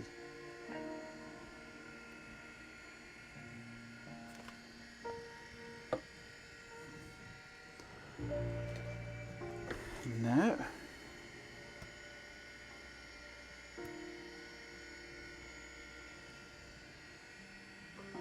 Nothing ever changes.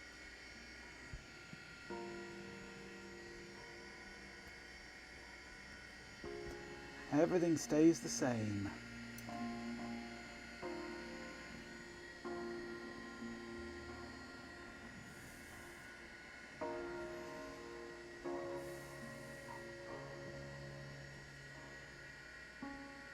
Hang on.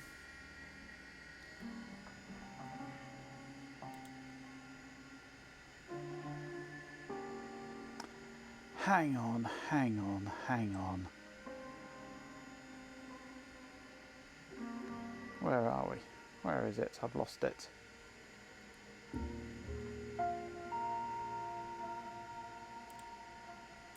I do apologise. I'm an idiot. I've done a boo-boo.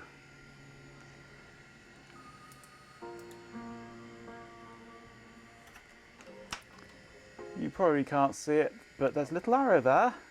Legend. And all these are on this side. This is wired up to pin 1 instead of pin 2. These are all on ground. No wonder I'm not seeing anything. They're all connected to ground. I need to disconnect this.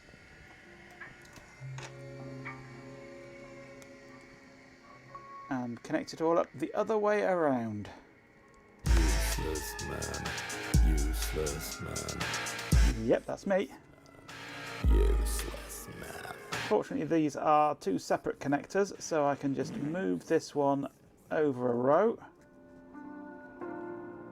Oh God! I maybe shouldn't have done that. No, it won't matter. It's an Arduino. I'm an idiot. They're just a pile of shite anyway. There we go. Champion! With 69 bits, as Home of Digin 6 says. Share 69, a well-grounded Arduino. Well grounded indeed. Thank you very much for the bits. I have a signal on the oscilloscope now. There's things happening. All sorts of crap happening.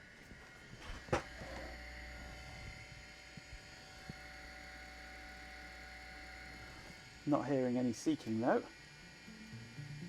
or any other kinds of helicopter. However, if I take the drive select off, it locks up on the seeking weight.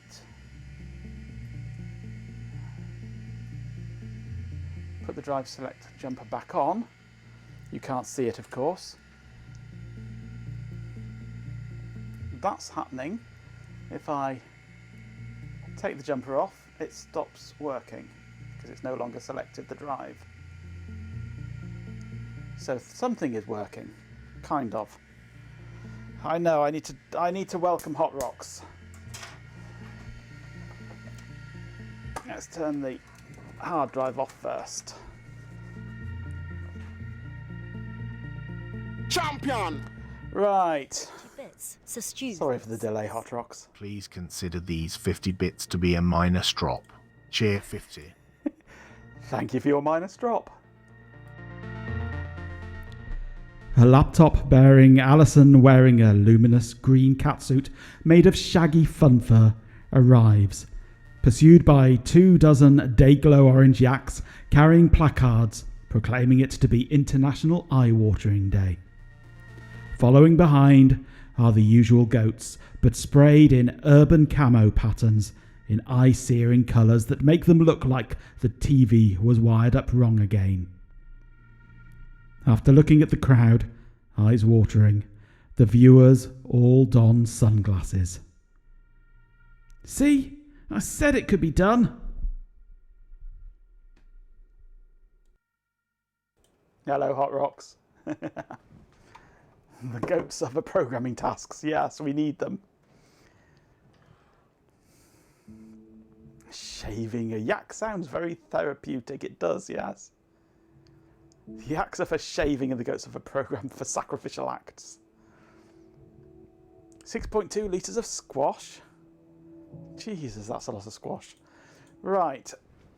Turn the hard drive on. Actually, let's reset the Arduino. Clear the screen.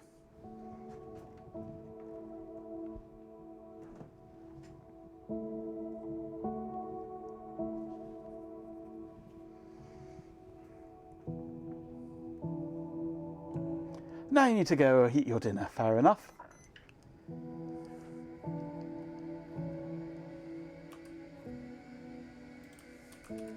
Right, so it got partway past booted then actually. The one thing I don't like about the Leonardo is how long it takes to do its reboot cycle. Right, so we have something working. I also don't like with Arduino how you can't get the binary output to be zero padded up to a certain length. So I may have to write my own little 8-bit output function for that. Let's get rid of this. I don't want that anymore.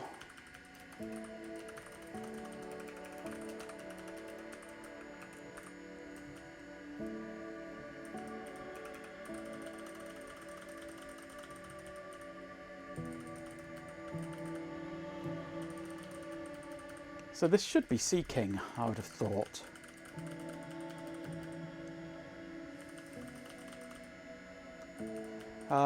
Right, so I need little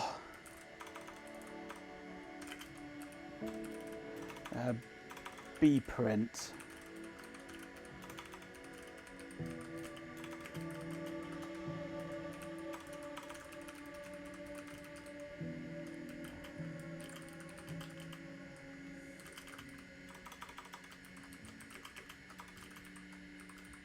I know I could do this in a loop, but I can't be bothered for just 8 entries.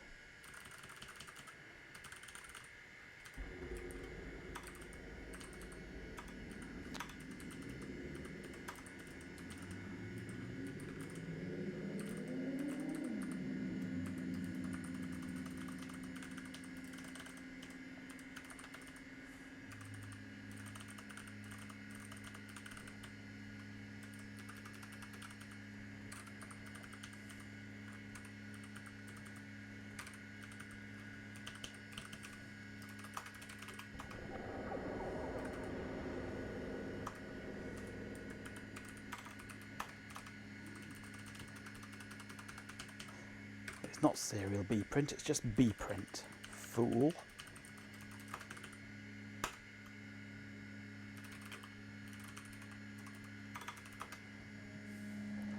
Manual loop unrolls takes you back to basic programming classes at uni. Yep, absolutely.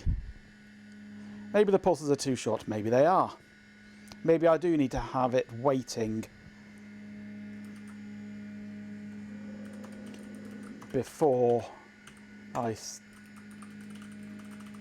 stop. Maybe it needs to be like that.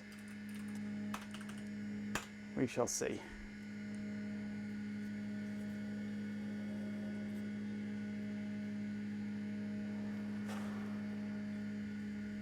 Nobody knows where Grimsby is.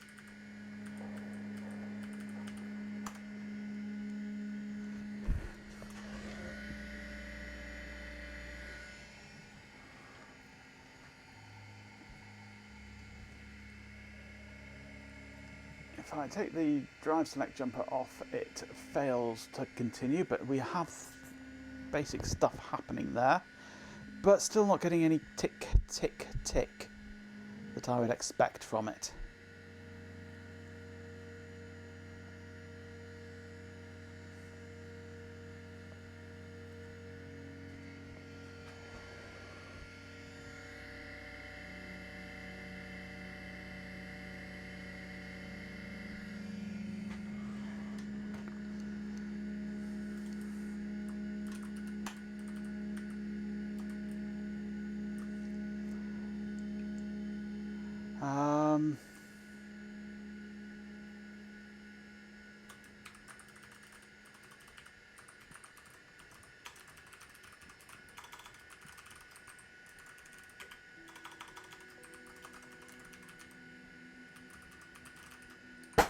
Whoops. My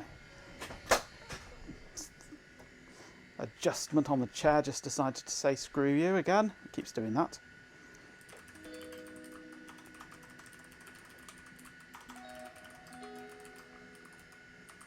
Let's put a bit of debugging into there.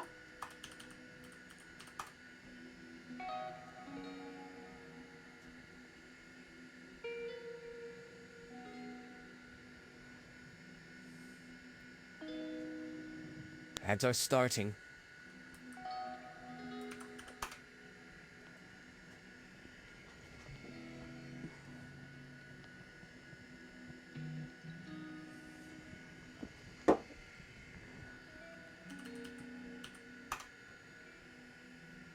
Right, that's seeking to... Oh, hang on. I'd expect it to be buzzing then at that speed.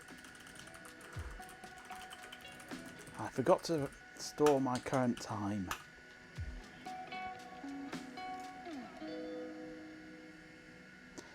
You can tell it's been a while since I've done Arduino programming.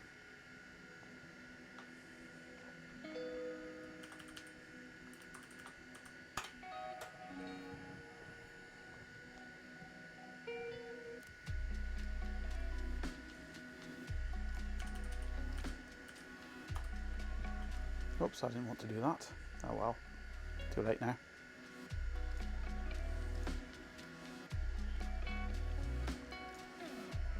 I always find working with Arduino a miserable experience. Those ads. Yes, I completely agree with you. Why is it going like that?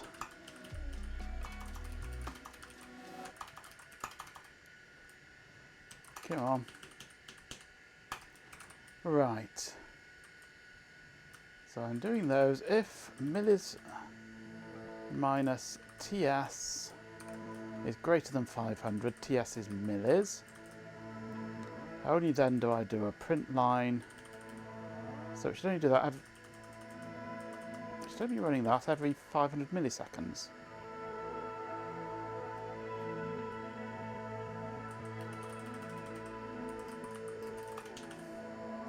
It's not a precedence thing, is it? Wouldn't surprise me.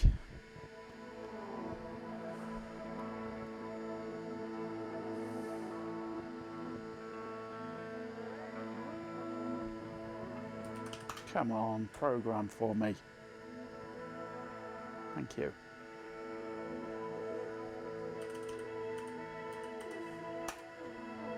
There we go.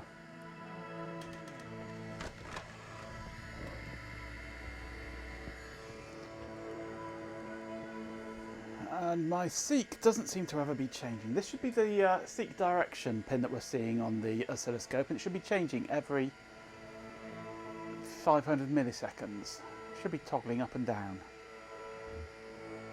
But it doesn't appear to be. Check it's not a different pin.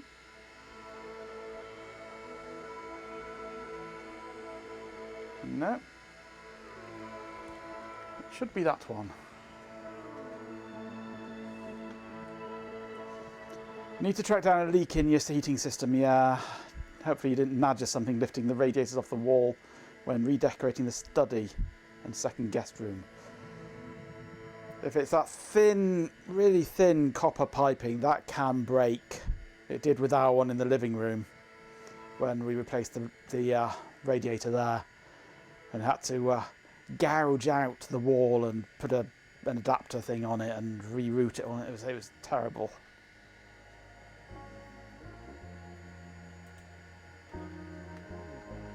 because those pipes can be so brittle.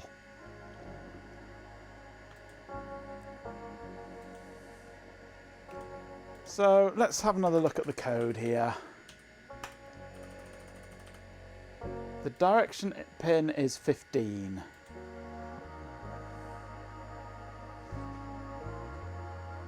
Which I believe is A0, isn't it? Well, let's hard code these. A0 and A1.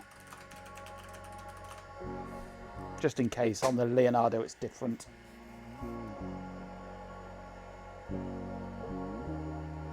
A bit of the phone. I told you I was on the internet. Yeah, I remember those days.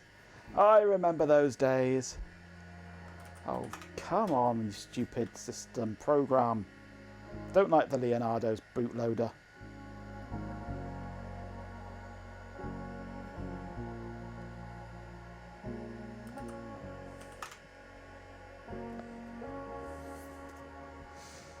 There we go. Manually reboot at the right time. Ooh!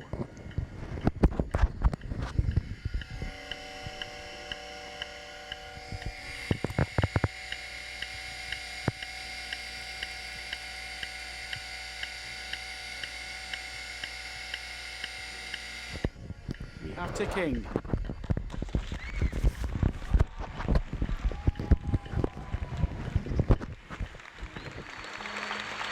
On the Leonardo, pins A0 and A1 are not 14 and 15, they're something else. The line jumps, the clock ticks. It's only taken us 2 hours so far.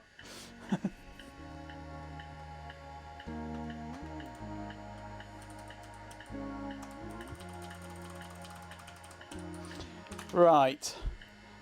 Let's have...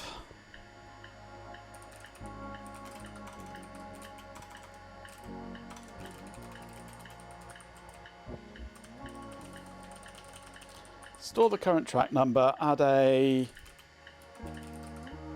seek 0.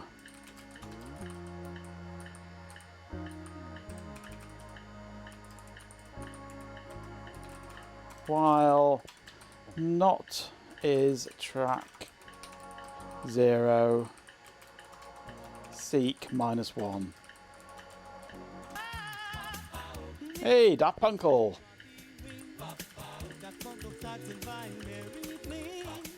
Capacitors doing jazz hands. Resistors juggling tiny rubber bands. CRT screen. Welcome back, Daft Punk. Keyboard keys do a little wiggle.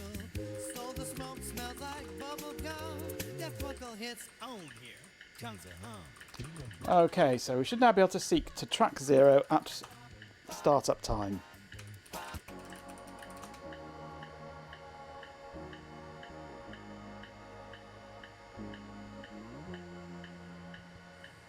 Let's have more cider. Yes, good idea, Chloe.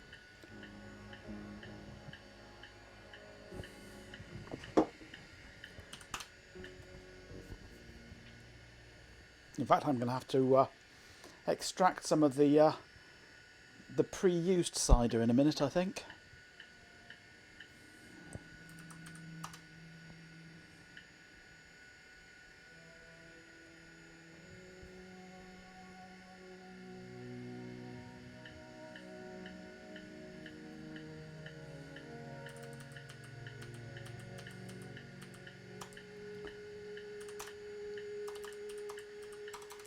Oh, I suddenly decided now that it's going to be on ACM 1 instead of ACM 0.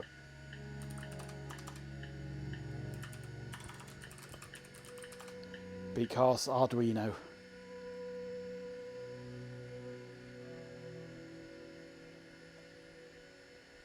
That was decided on. ACM 1 is its preferred device now.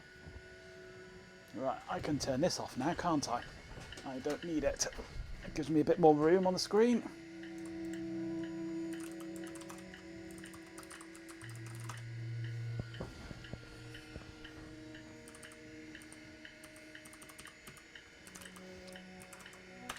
Okay, so now seek to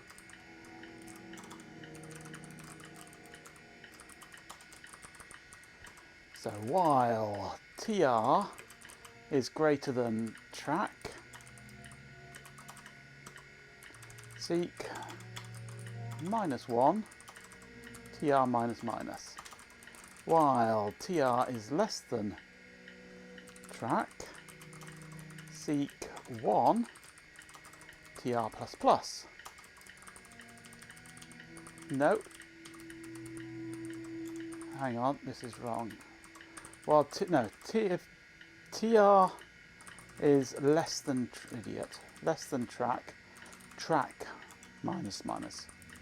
And if it's greater than track, then track plus plus.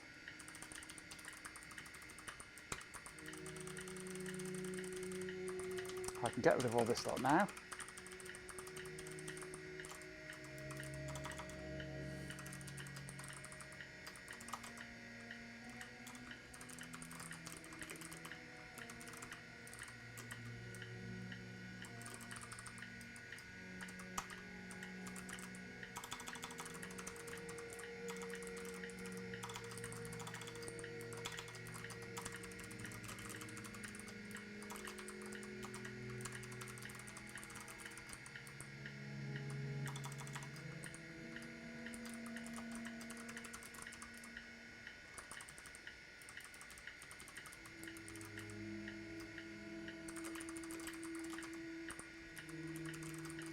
Seek to R.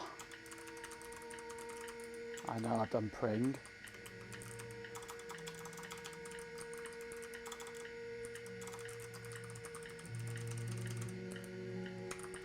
And we can get rid of all this lot now, so every second it should be seeking to a random track.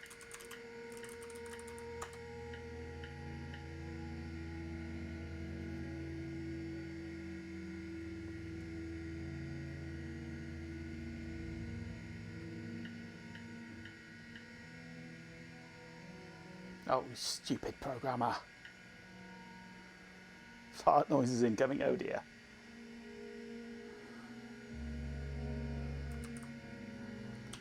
Come on. Just upload the bloody thing, will you? Or have you changed port again?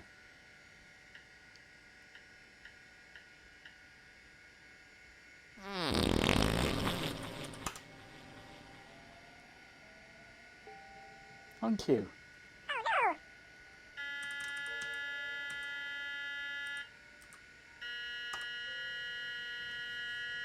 We have noises. 481, 114, 210, 240, out to 800, back to 558, 99, 101. We're seeking! We are seeking! Yay!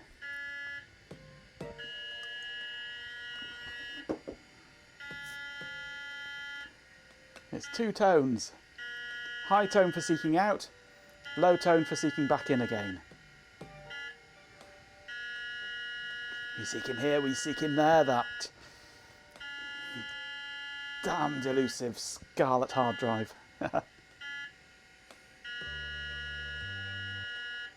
Use this sample for my music. No, but Swarm could.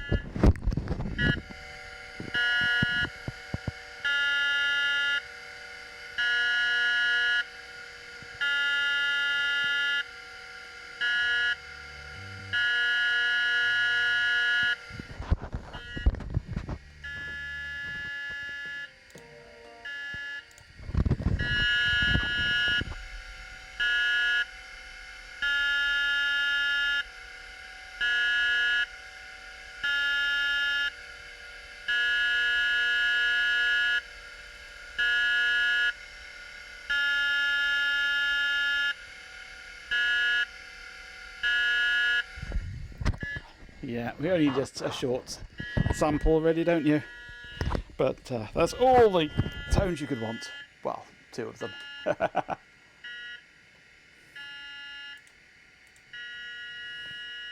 You've already got an idea.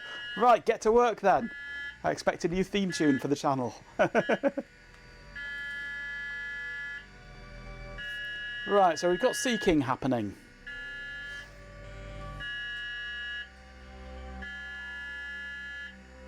pulls the samples into a tracker. Which tracker do you prefer? Sound, Milky, Scream, Octamed? I always enjoyed Octamed on the Amiga because it had 8 channels. Twice as many as you could actually have normally.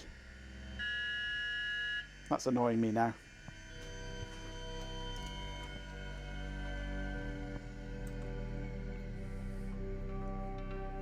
Milky bars are on me. Milky tracker. Flight of the cylinder heads, yes. Right, if you'll give me just a couple of minutes, I need to go and recycle some of this cider. I shall be back very soon. If I can find the right button.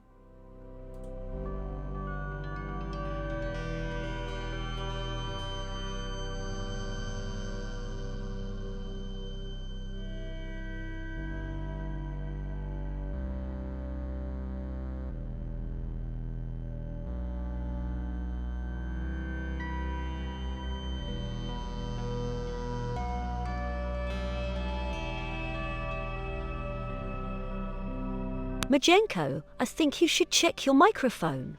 It seems to have died.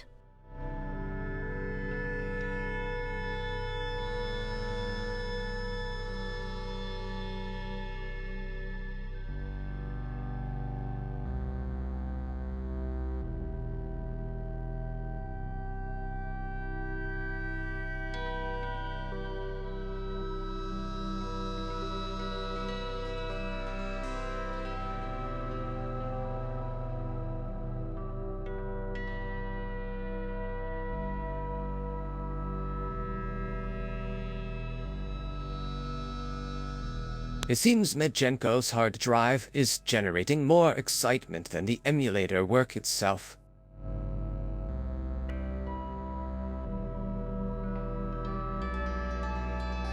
Alright, I can help you with that. Please hold while I transfer you to someone who can help you with that. What? It's the hold music. Hold music. Thank you for holding. Your call is very important to us.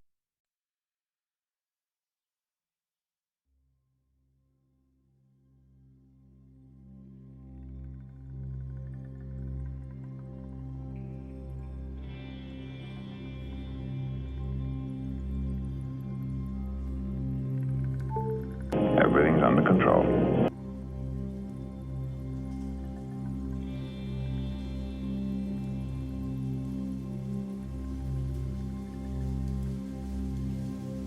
Indeed it is. It's all under control. Majenko, I do apologise. Of course I'm right. I'm always right. Ugh. My cushion's gone all cockeyed. Right. Back to it then. Oh, God. Bladder like a camel's I've got. Pissing for hours. Of course I did.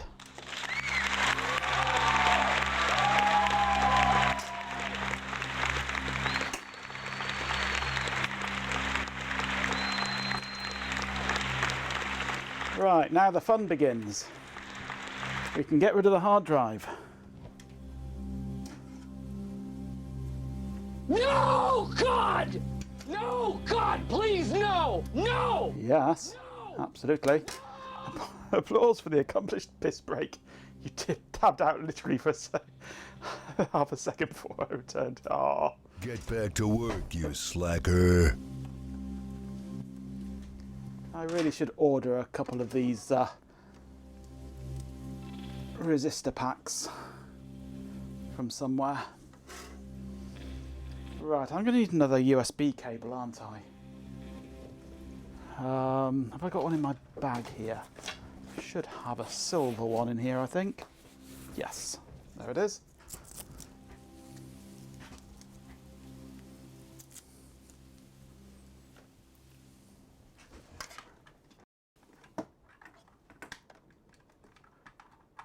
Plug that one in there, third time lucky.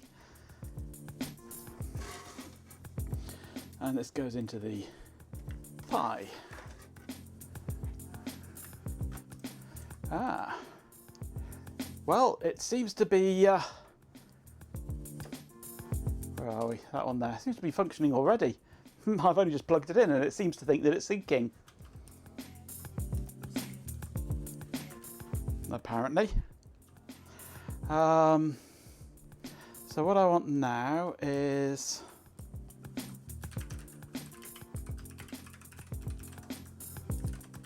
ACM2 for this one. Ooh, hello. It might be working. Already we're bouncing all over the place. Except it's obviously not working because those numbers don't match up. 54 against 700, no. 62, 64, nope. 60, close enough. Close enough for government work, yeah.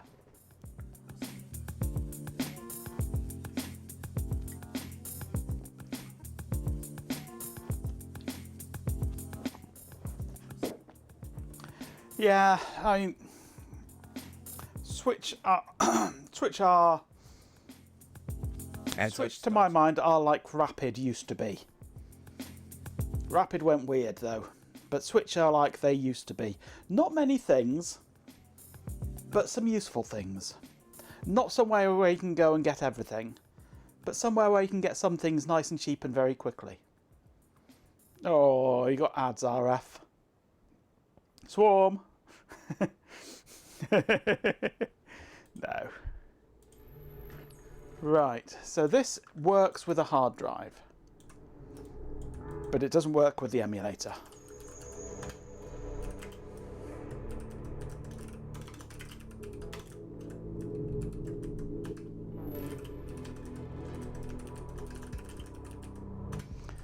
Why doesn't it work?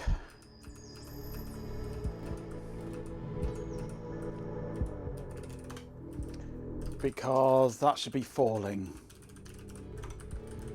not rising.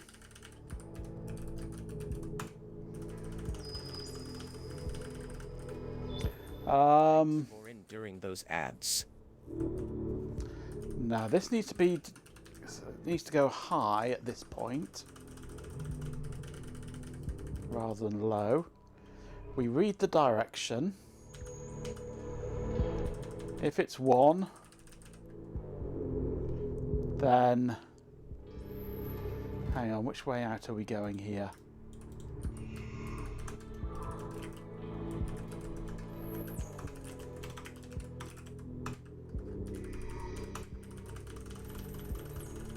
So seeking outwards. It's a Dopaz. Seeking outwards is low. So welcome. If direction is high and we're currently at cylinder 0, then there's nothing we do. We just set that back to low and return. If direction is high, which is this one, then we're subtracting 1 from the cylinder.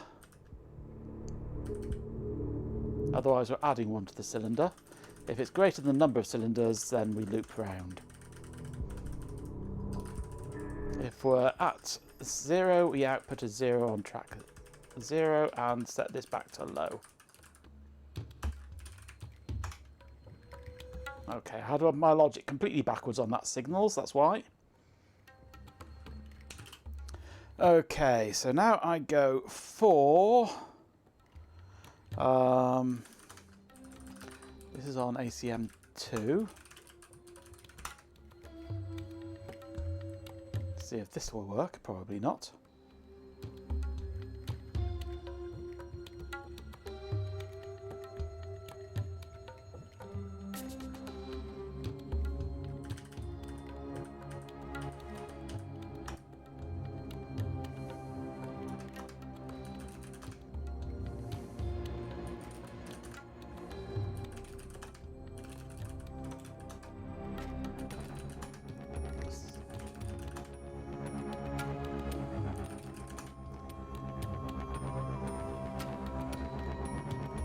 Let's slow things down, actually.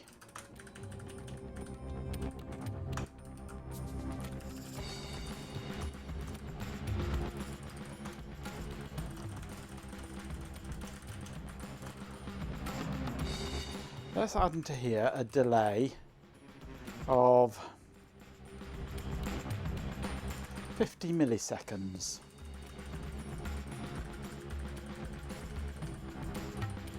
And a serial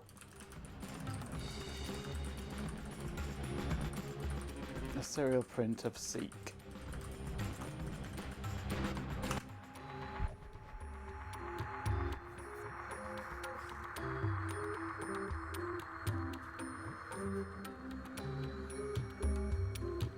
Your pasta's just arrived. Poor bugger of delivery drivers working late. Yeah.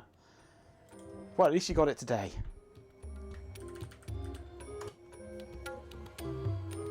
Right, I don't appear to be getting any Seek signals.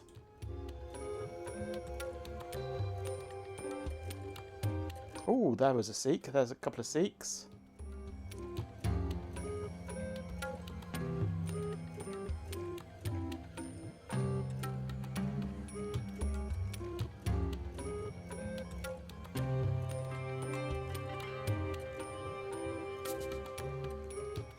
So we're kind of getting a bit of something through.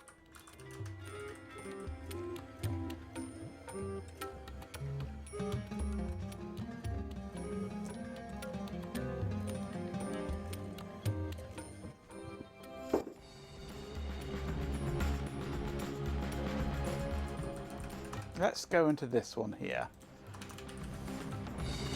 and slow down the actual seeking. Although the seeking should be slow.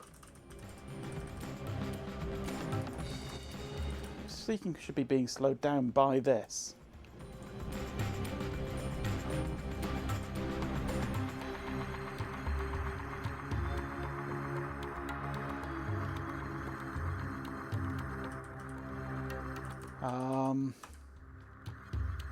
Because that's pretty much instant.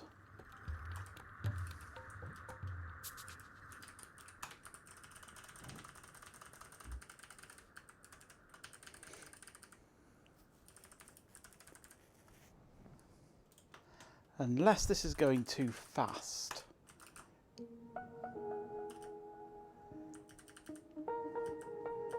If I add in here, in Seek,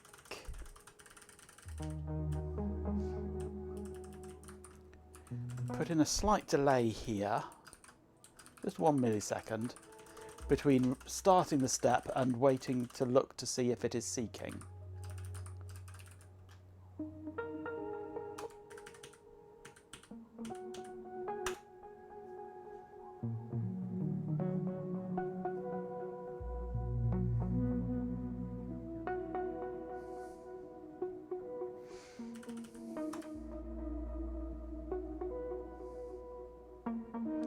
Right, now we get a slight delay in that.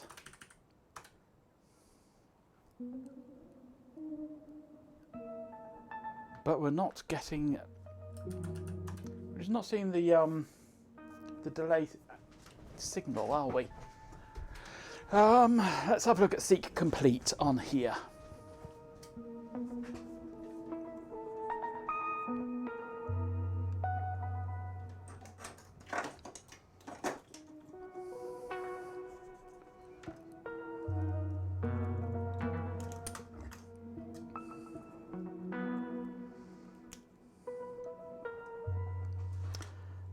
Seek Complete on the Emulator is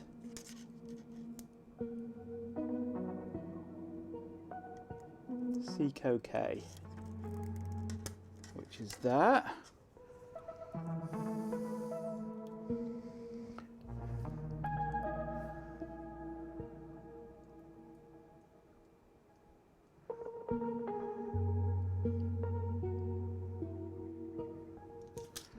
are seeing things occurring there.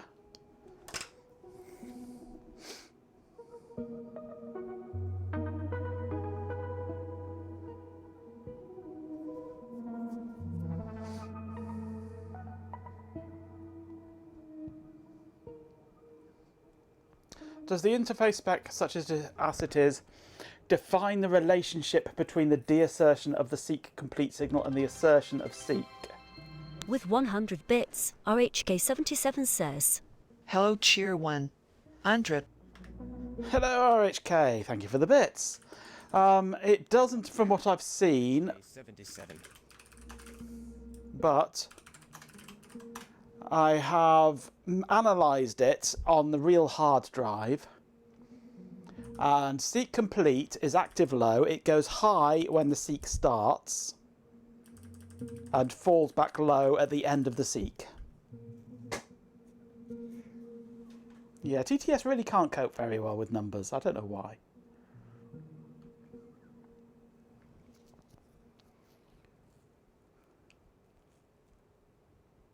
I could wait for it to deassert, as long as it is going to be deasserted long enough.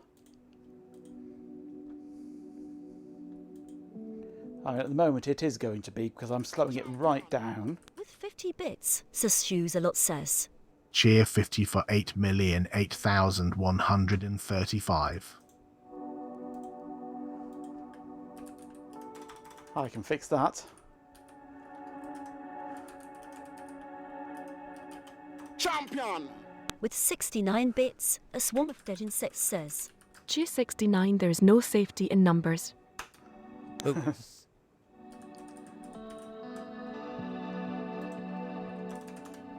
Boobies.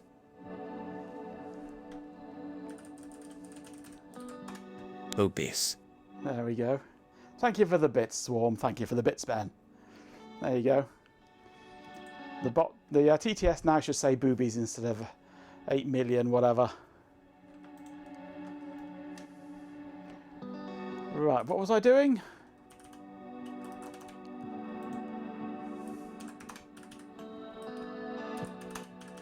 I was looking at this, wasn't I? Come on. So, seek is while not seeking, then while seeking.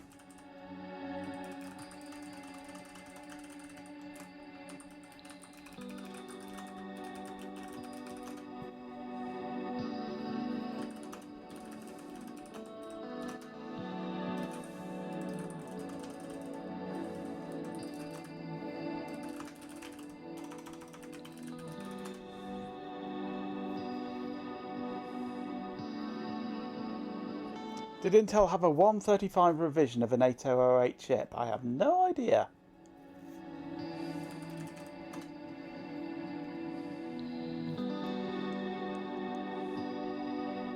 Right, it seems to be stuck now.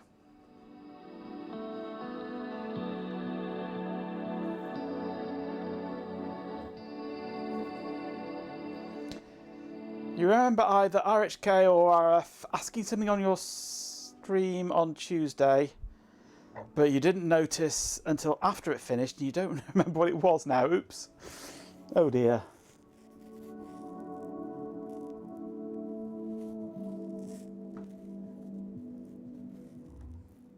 You say it so often in your cheers. Yeah, absolutely. Well, I've got to catch these things, get it so it pronounces things properly. Look back through chat at some point. Your chat logs. You asked what the application does and you answered it. Oh, right.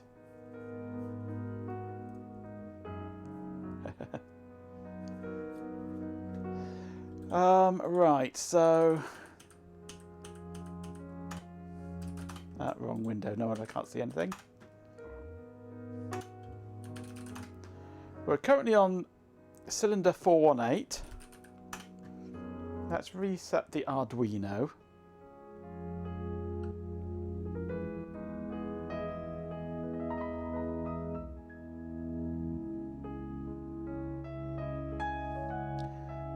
I've seen one seek pulse. It's trying to seek to 807.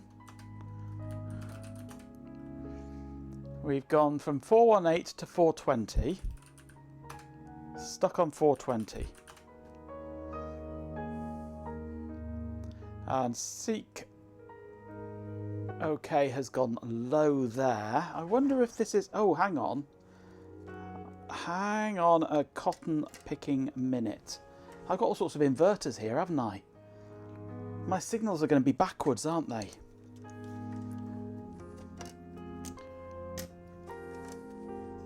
So, step is currently low.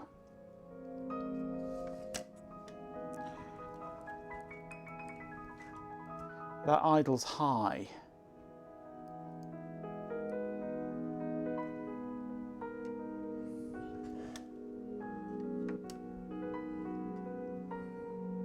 Then goes low. Let's reset that again.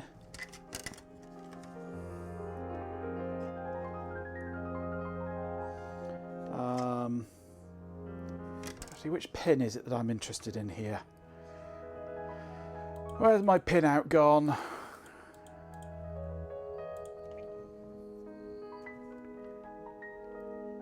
Seek complete is pin 8.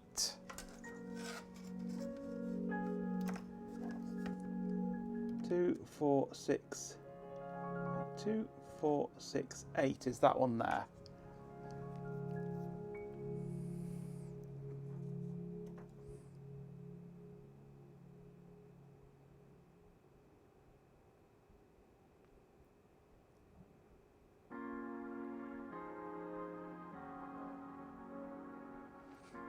Not seeing anything on there.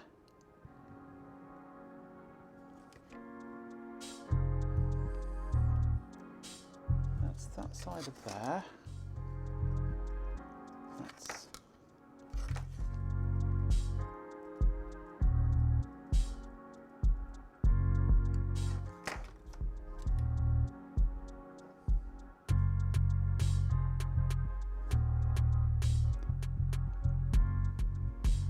am I looking at the right things here?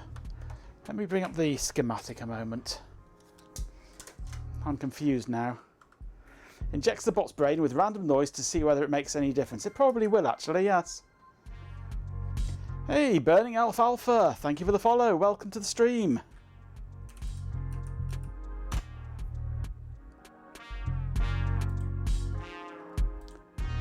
Welcome, Burning Alfalfa.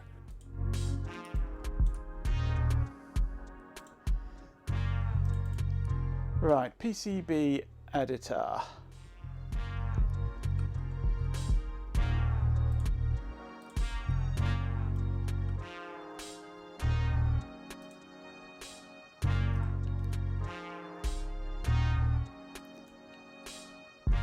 Seek complete.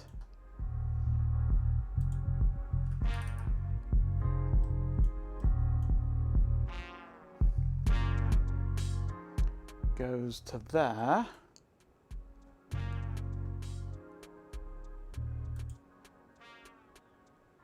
Then through to there, which comes from there, which is from here.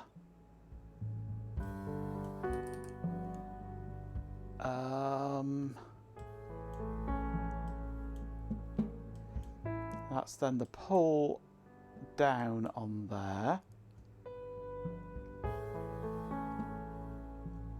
That's then fed by that one there, which goes through there. Right.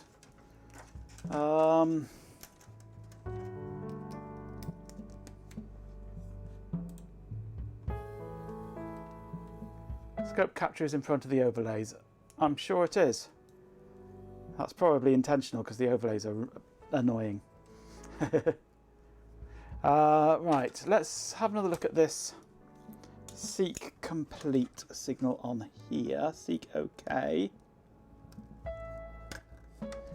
Now, seek OK on here. Am I using the right pin? Maybe The electrons are getting lost in all the wiggly bits. Maybe they are. Oops. Come back, you. So that goes through down to pin 12 on here. Pin 12, seek complete, is GPIO 19.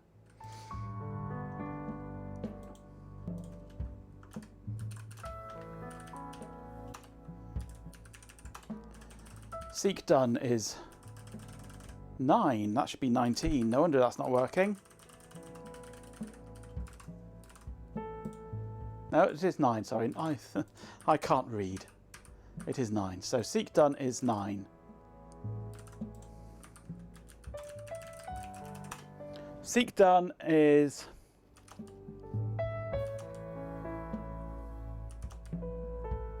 set up as an output.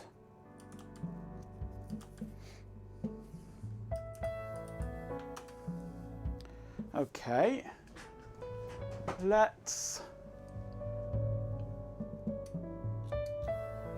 set the mode to be normal. I would expect to see something here.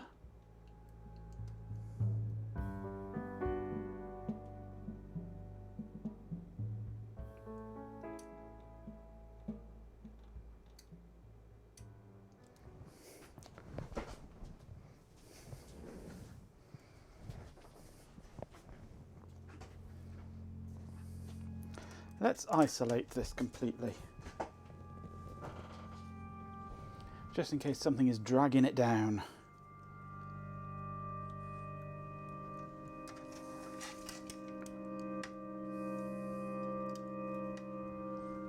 Okay, we are now hooked on to just the seek complete signal, and the seek complete signal is isolated from everything else.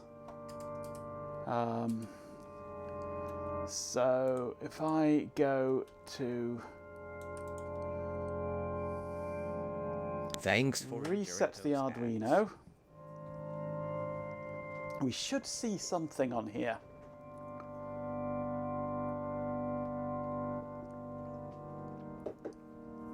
We do. Okay. That is good. I reconnect the jumper that I've just taken off.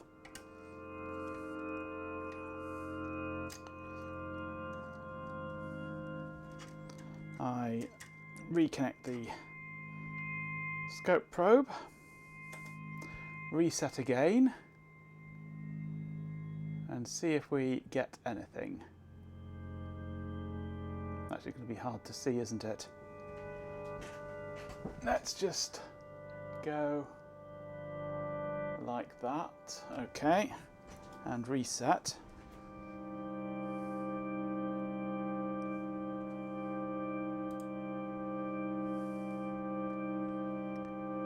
Well, yeah,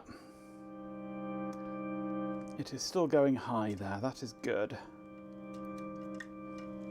So I am sending that high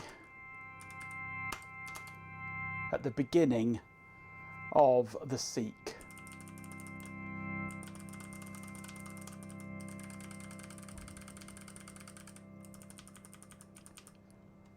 Okay, so now I have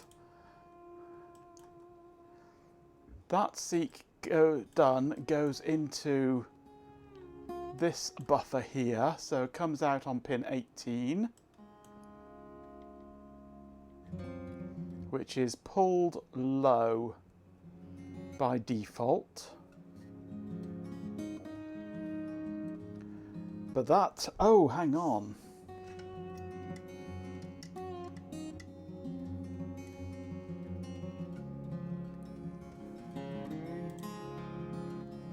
That's the point. The drive needs to be selected, doesn't it? That would probably help an awful lot. Let's just check pin 18 on here now.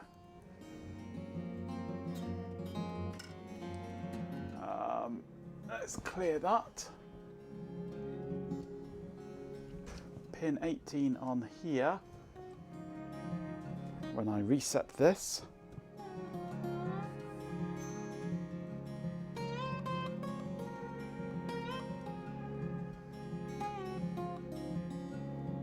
Right, that's going through the buffer now. It wasn't going through the buffer before. Okay. Now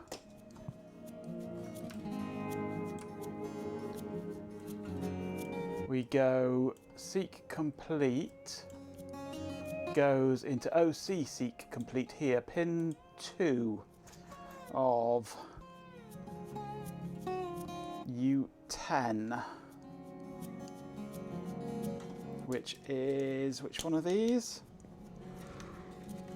This one here. So pin 2 of U10. I do a reset.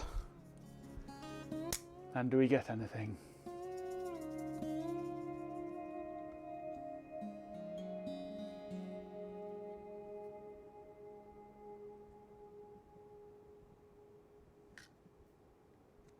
Do we buggery? Okay. But if it's inverted, I need to change that to fall. Pin 2 of U10. Reset.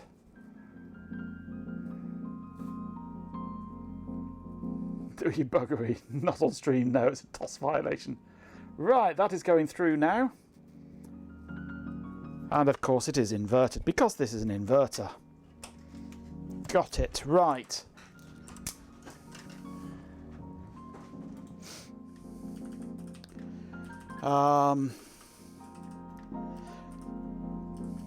So I need this to be having a blistering time discussing royal news and questioning the bot's existence. Perhaps a little too much excitement for a Thursday. So seek done, starts off high. Okay. Let's see what we get.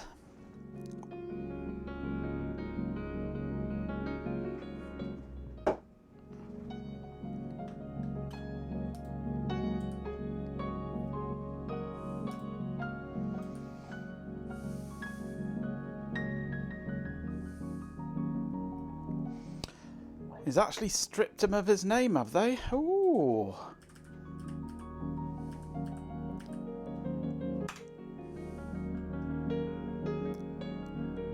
Ah, lots of seeks happening now.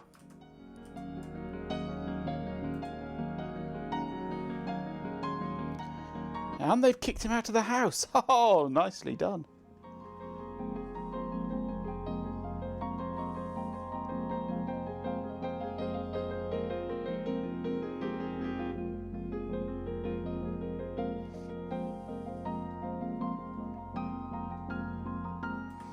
Right, this is looking better now. Let's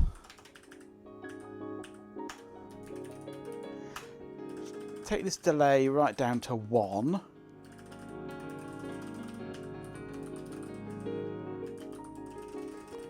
Add into here the current cylinder. Shorten that to just S. Okay.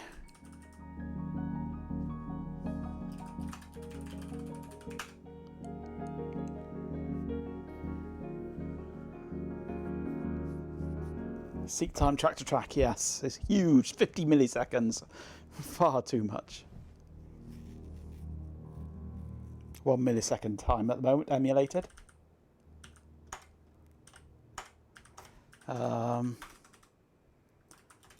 Except things are not working right now. She's got huge tracts of land. Okay, so what's going on with the old pie then? It's decided it's going to crash now, hasn't it? RHK-77 consider using parts straws with dividers, or small plastic bins labeled by type. Reels can be stored in larger bins or boxes.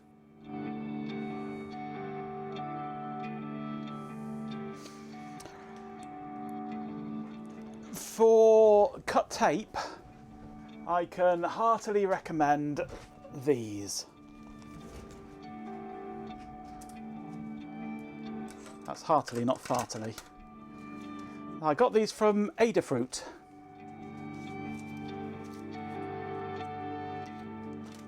Specially designed for cut tape storage. And I printed out nice sheets to go with them. It comes with sort of handwriting sheets with them, but that's a concerning situation. I love these. I am They work really, really well for cut tape SMD stuff. Actions that could be harmful or illegal. Please consult with experts in. I've got 4 of these, 2 for resistors, 1 for capacitors, 1 for chips. They're very handy. 77 that sounds frustrating. Focus on isolating the affected systems and backing up critical data. Then, consult with cybersecurity professionals for assistance.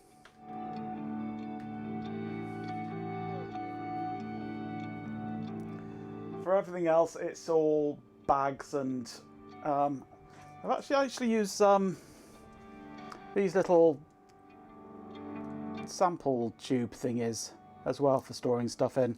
They're quite handy. These are 4 milliliter sample pot thingies. I don't know what they're used for, but they're quite handy for storing small components in.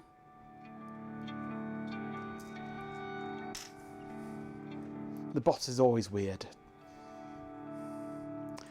Right, so I've broken something in my code now that is stopping this from working.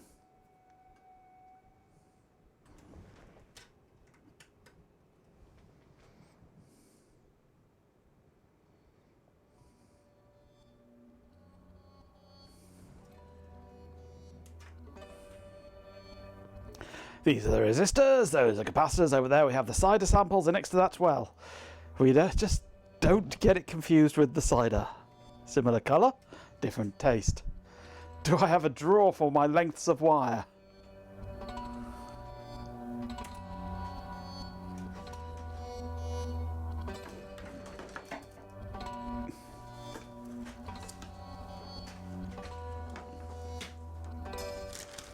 A drawer for my lengths of wire.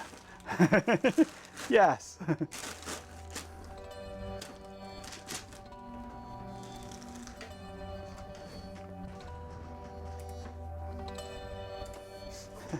Everyone has a drawer for their lengths of wire.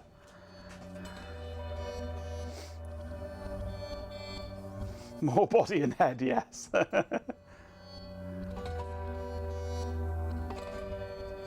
There's my intergalactic spaceship, and here are some lengths of wire that I used to make it. Right, so what have I broken here then?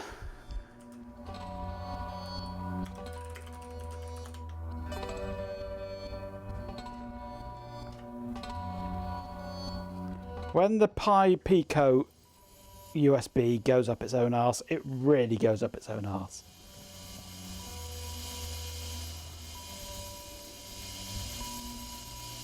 Sorting DuPont jumper wires is not fun, no.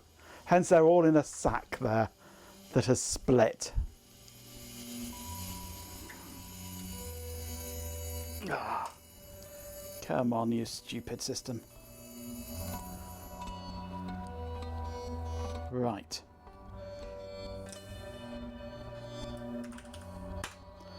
Reprogram.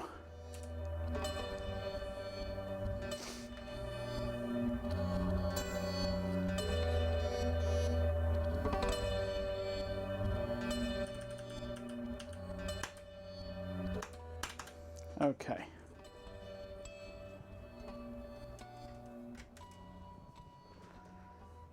Right, we are seeking.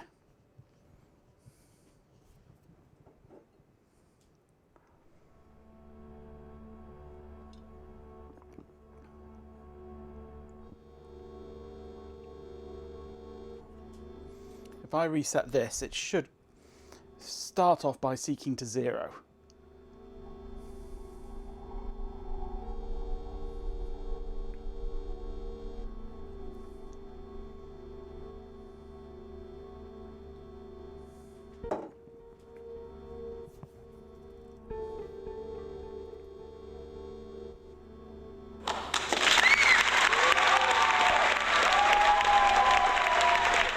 It has sunk to 0. It's now going off somewhere else. And I don't know where, thanks to the Arduino's rubbish USB stack.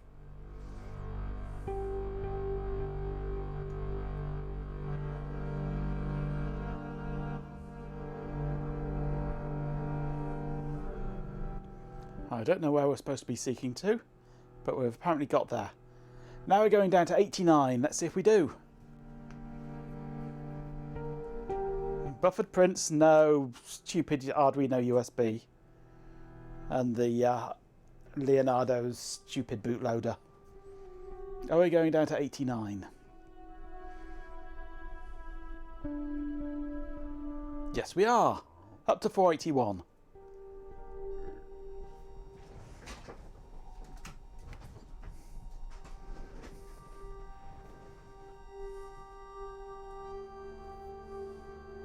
Oh, going to 479. Something got skipped.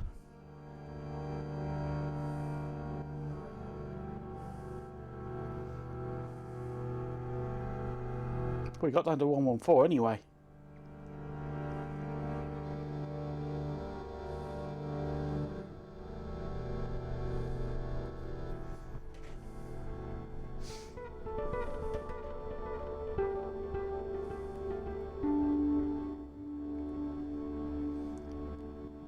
Do you hear a light? Oh, I missed my last Lenny board. No. You don't. Because that's 3.3 volts and I need 5 volts for this. Hence using the Arduino. I could actually, thinking about it, I could move it back up, move it onto the Uno. If I shuffle around the pins a bit. Because there are enough pins on the Uno to do it, just. Lenny's working fine. I'm glad. I am very glad.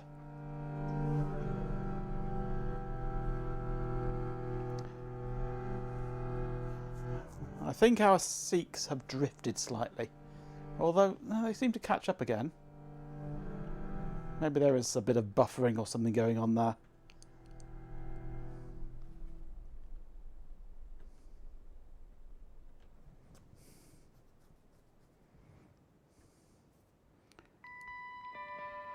Because we've gone back to 522 then, that was fine. Let's change things around a bit here. Let's not print in here. Delay microseconds 100.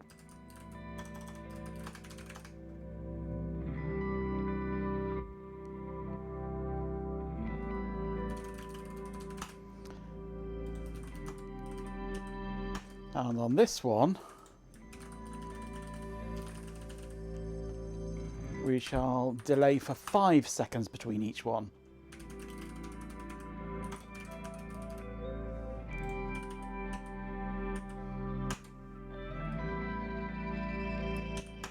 And it's gone kablooey again.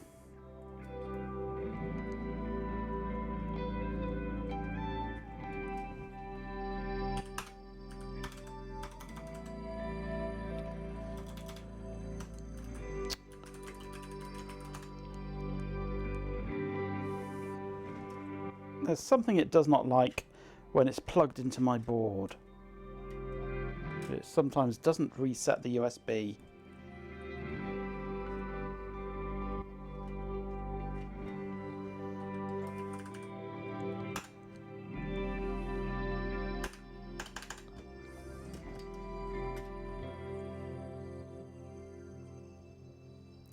I can, yes.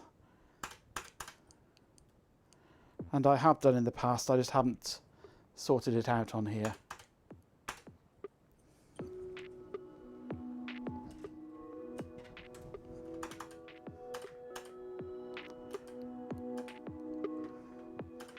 Right, so things are happening. It's gone slow now with that delay in, because it's a delay in an interrupt routine. That's my problem, I think. That causes all sorts of problems, having a delay in an interrupt routine. Not a fan of it.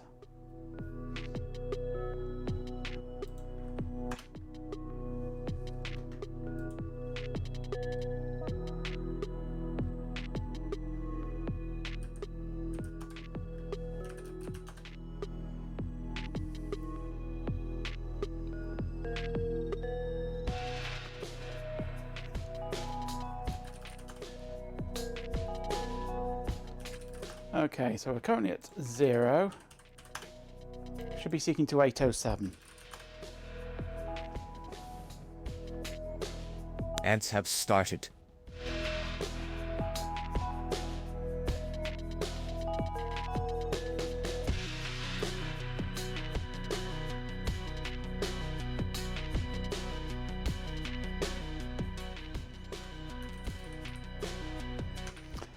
Okay, we're at 807. Seeking to track 89. You did like 300 board, yes.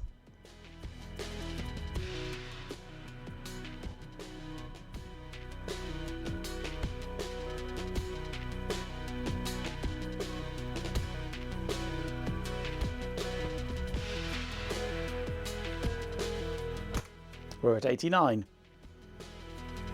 That is looking good. Seek to 481.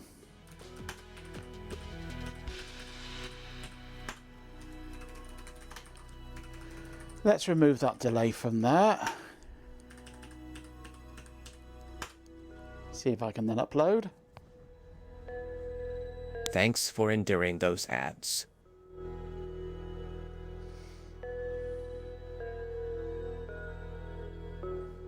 Yeah, delays and interrupt routines really are a no-no.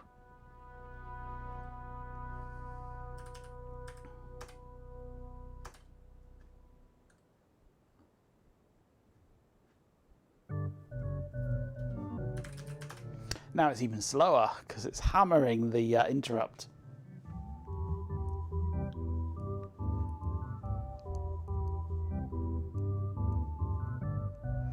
Because it's going to be completely the wrong cylinder that it's on now, isn't it?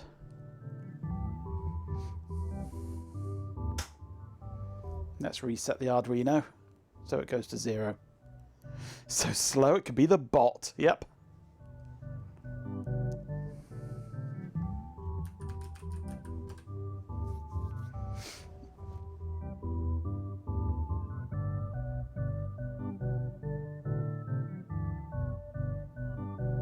It's going to be even slower than this once I'm reading from the SD card whilst seeking.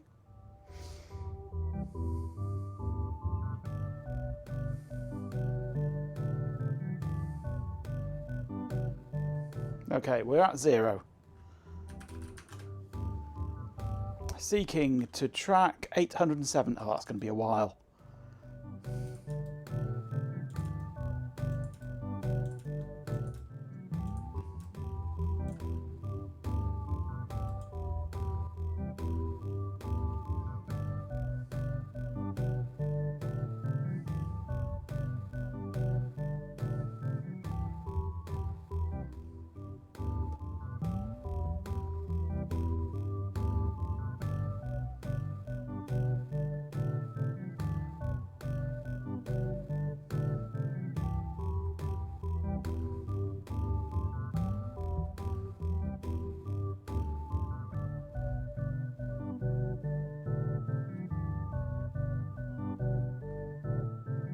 Eventually, it might give us a done signal.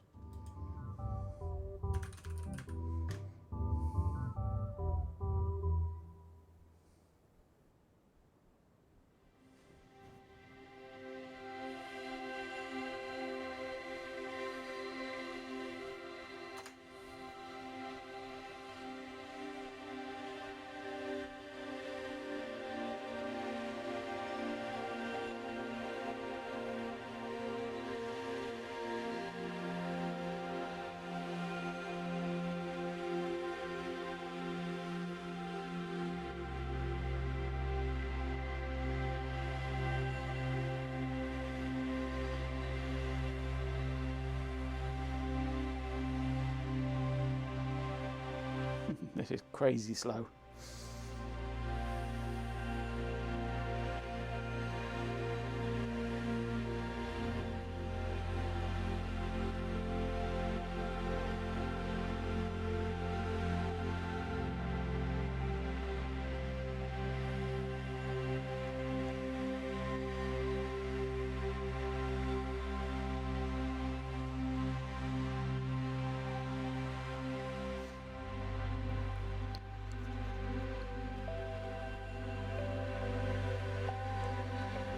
This is ridiculously slow.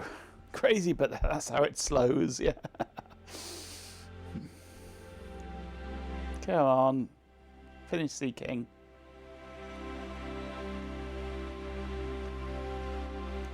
Board rate 1, yes. Hello, Hammies.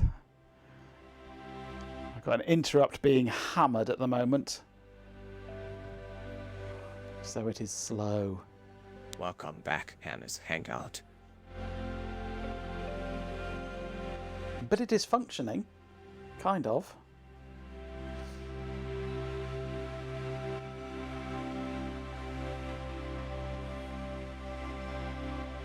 Board rate. Bot. I wonder whereabouts we are at the moment. Come on, keep going. Was it going up to 800 and something, wasn't it?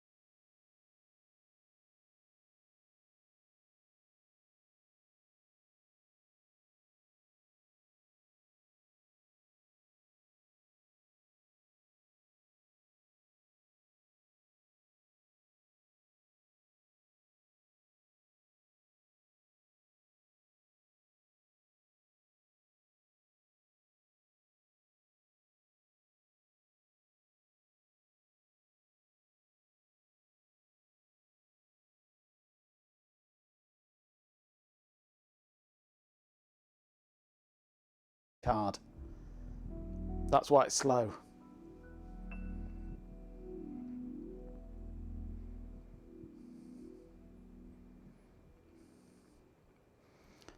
This is how long it takes to read a whole cylinder from the SD card. It certainly does, yes. But this is just testing code at the moment. And I've not got any, or until now I had no data points as to how long this took. Each seek actually reads directly from the flash, yes. From the SD card.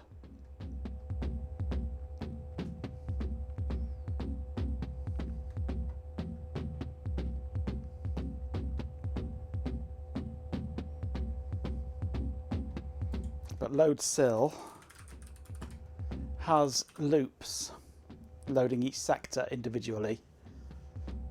Not that efficient, I know, but for testing purposes. So I can abort this and start loading a fresh one anytime. So if I have this outside of the interrupt and have the interrupt saying, go and get this, go and get this, try this cylinder,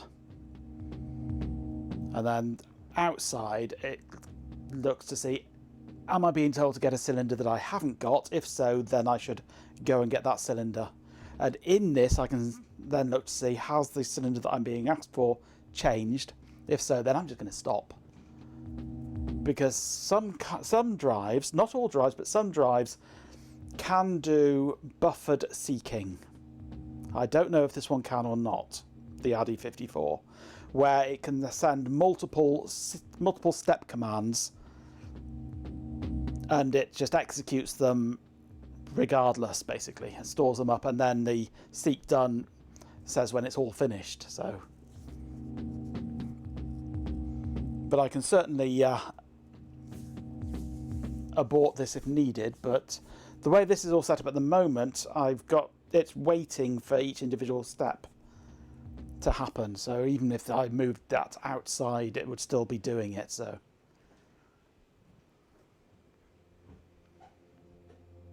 if the controller waits for complete, then that would only happen during a seek to zero operation.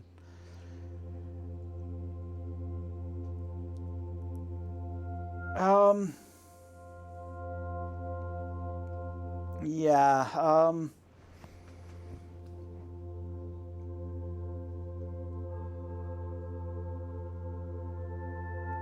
not sure.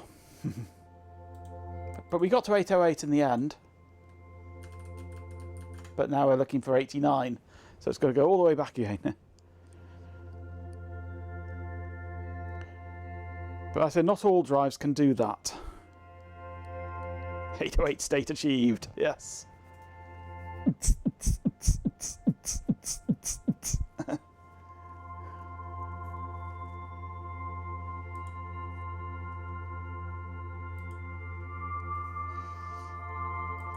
But the way it's set up at the moment, I can't really do that because the actual thing that's sending is waiting for the current seek to finish. So, Bob.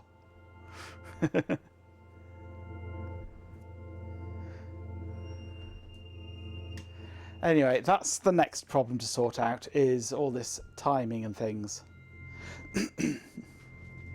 Well, yeah, that's the thing. It's not sure it can, but they're happening about a second apart. It's not sensitive enough to catch the edges. So if I set it to auto, yeah, we don't actually get to see those pulses. They're too short on this cheapo scope. But the way it's updating, tick, tick, tick, tick, tick, tick, tick, tick. That's how far apart they are.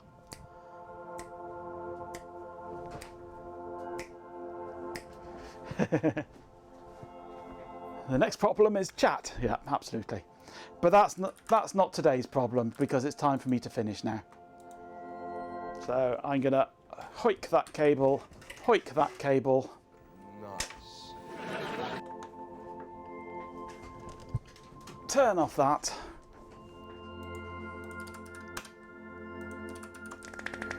Get rid of that. Get rid of that. We have progress now anyway. I'm not too worried about the speed of it at this moment in time, because that's all to be dealt with later, really. It's just getting the interface in a situation where it functions and communicates is what I'm worried about at this time. But optimizations will certainly come later. This is just all testing code. This is not serious code. I mean, it's all testing code. I need to refactor the entire thing into a proper multi-file, nicely organized project.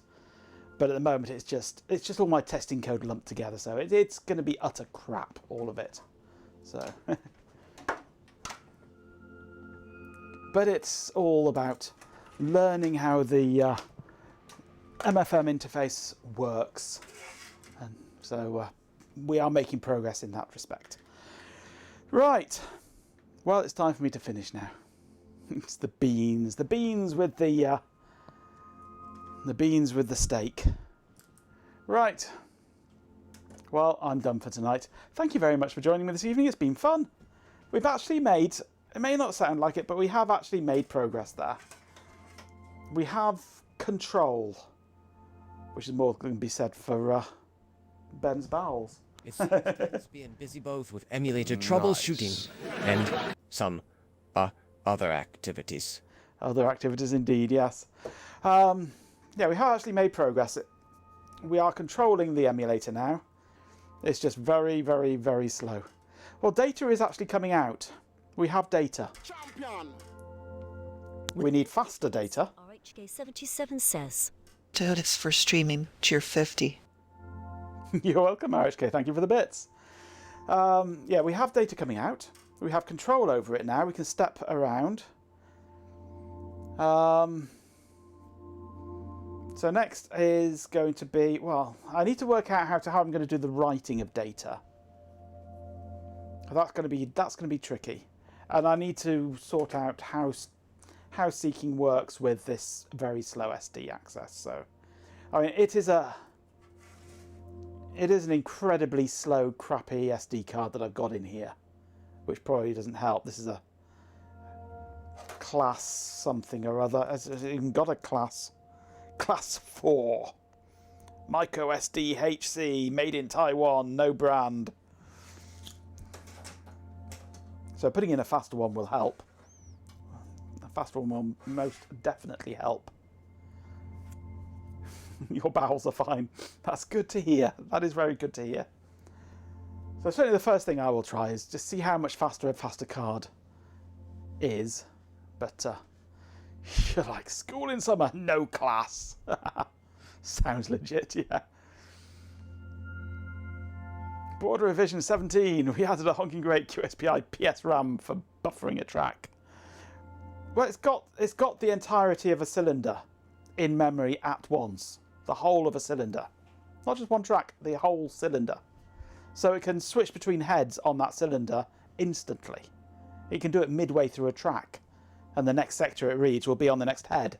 It's just the track to track. I've got some 8 meg PS RAMs. I could add one, but I really don't want to. It needs to have as few components as possible to keep it as cheap as possible. So, you meant the whole image. Well, it's 154 megabytes, the image. So, yeah. Put the whole lot on bubble memory.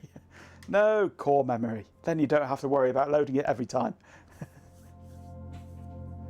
Does the board have a facility to add a noisemaker? Yes, it does. It has a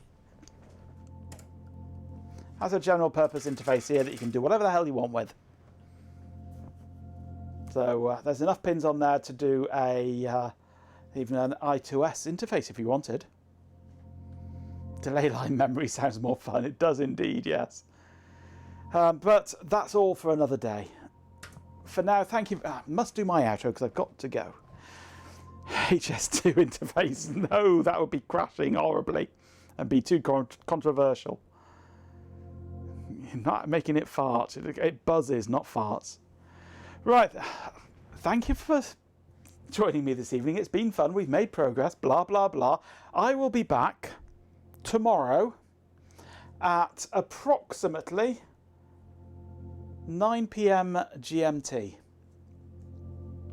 Ben should be around 6 p.m. ish tomorrow for an hour.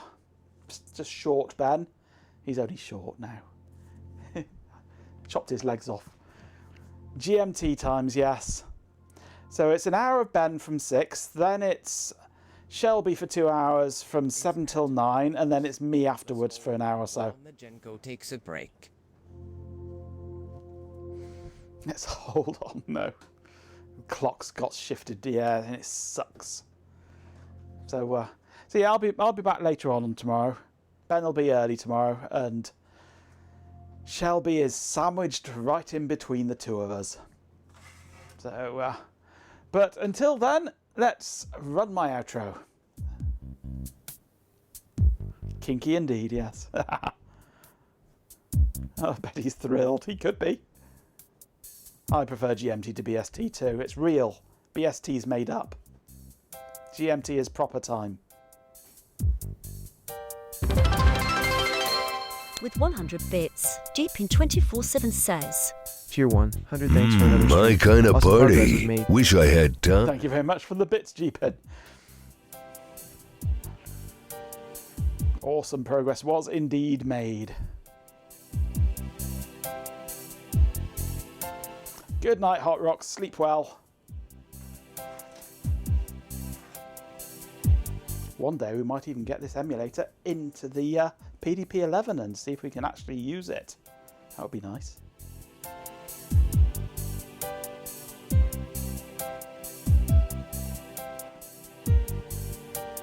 Oh, G-Pin, was it you that came up with the name of this board, by the way? I think it was, wasn't it? Was it you that came up with the RTmFM? I thought it was. A message from the denizens of Usagi's Discord. I suppose this means I can look forward to it. Thank you. It's a fantastic name. We love it. That's a wrap for today. Huge thanks to everyone who tuned in and made this stream awesome. Special shoutouts to Sapphire 0K, Playful Convocation 2MD Knit, MJ, Pissy Marcus, our beloved pet Canadian, Princess Fuzzy Butt, Najenko Tech, Jeepin 24/7, RF Programmer, Moke Helix, Hannes Hangout, Daft Ponkel, Dope Has Created, Ben Gizmo, Playful LB, RHK77, Link4 Hunter, Chloe Raccoon, Sir Stu's a lot, PJB 9950, Evixo, Swarm of Dead Insects, Hot Rocks Girl, and Najenko Bot for the great conversation.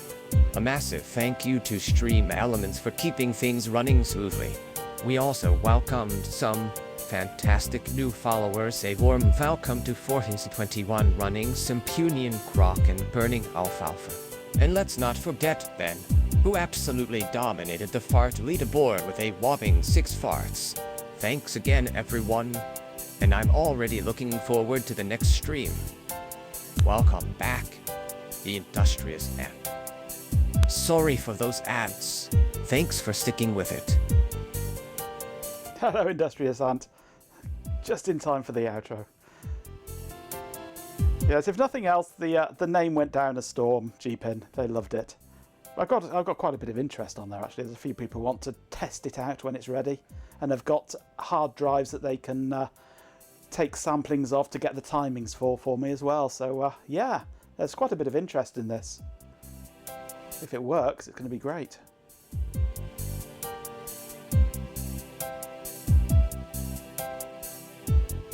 Now, this is a force to be reckoned with.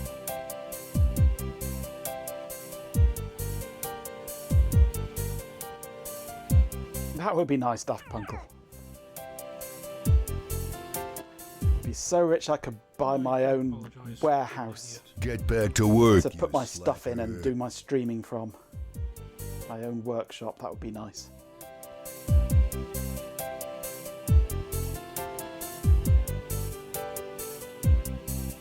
Oh God! Sausage I maybe shouldn't have done that. Bun. Dear old sausage in a bun. Gimme sausage in a bun. That would be nice, Chloe, yes. Ben is my main dealer, it has to be said.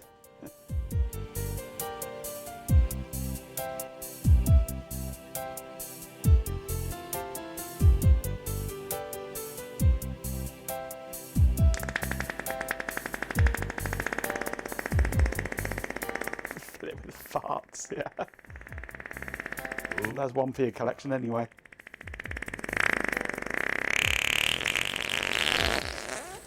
Go on, Picard. Where's Picard? Gotta finish on a Picard. Come on, Swarm. You've got one job to do, Swarm.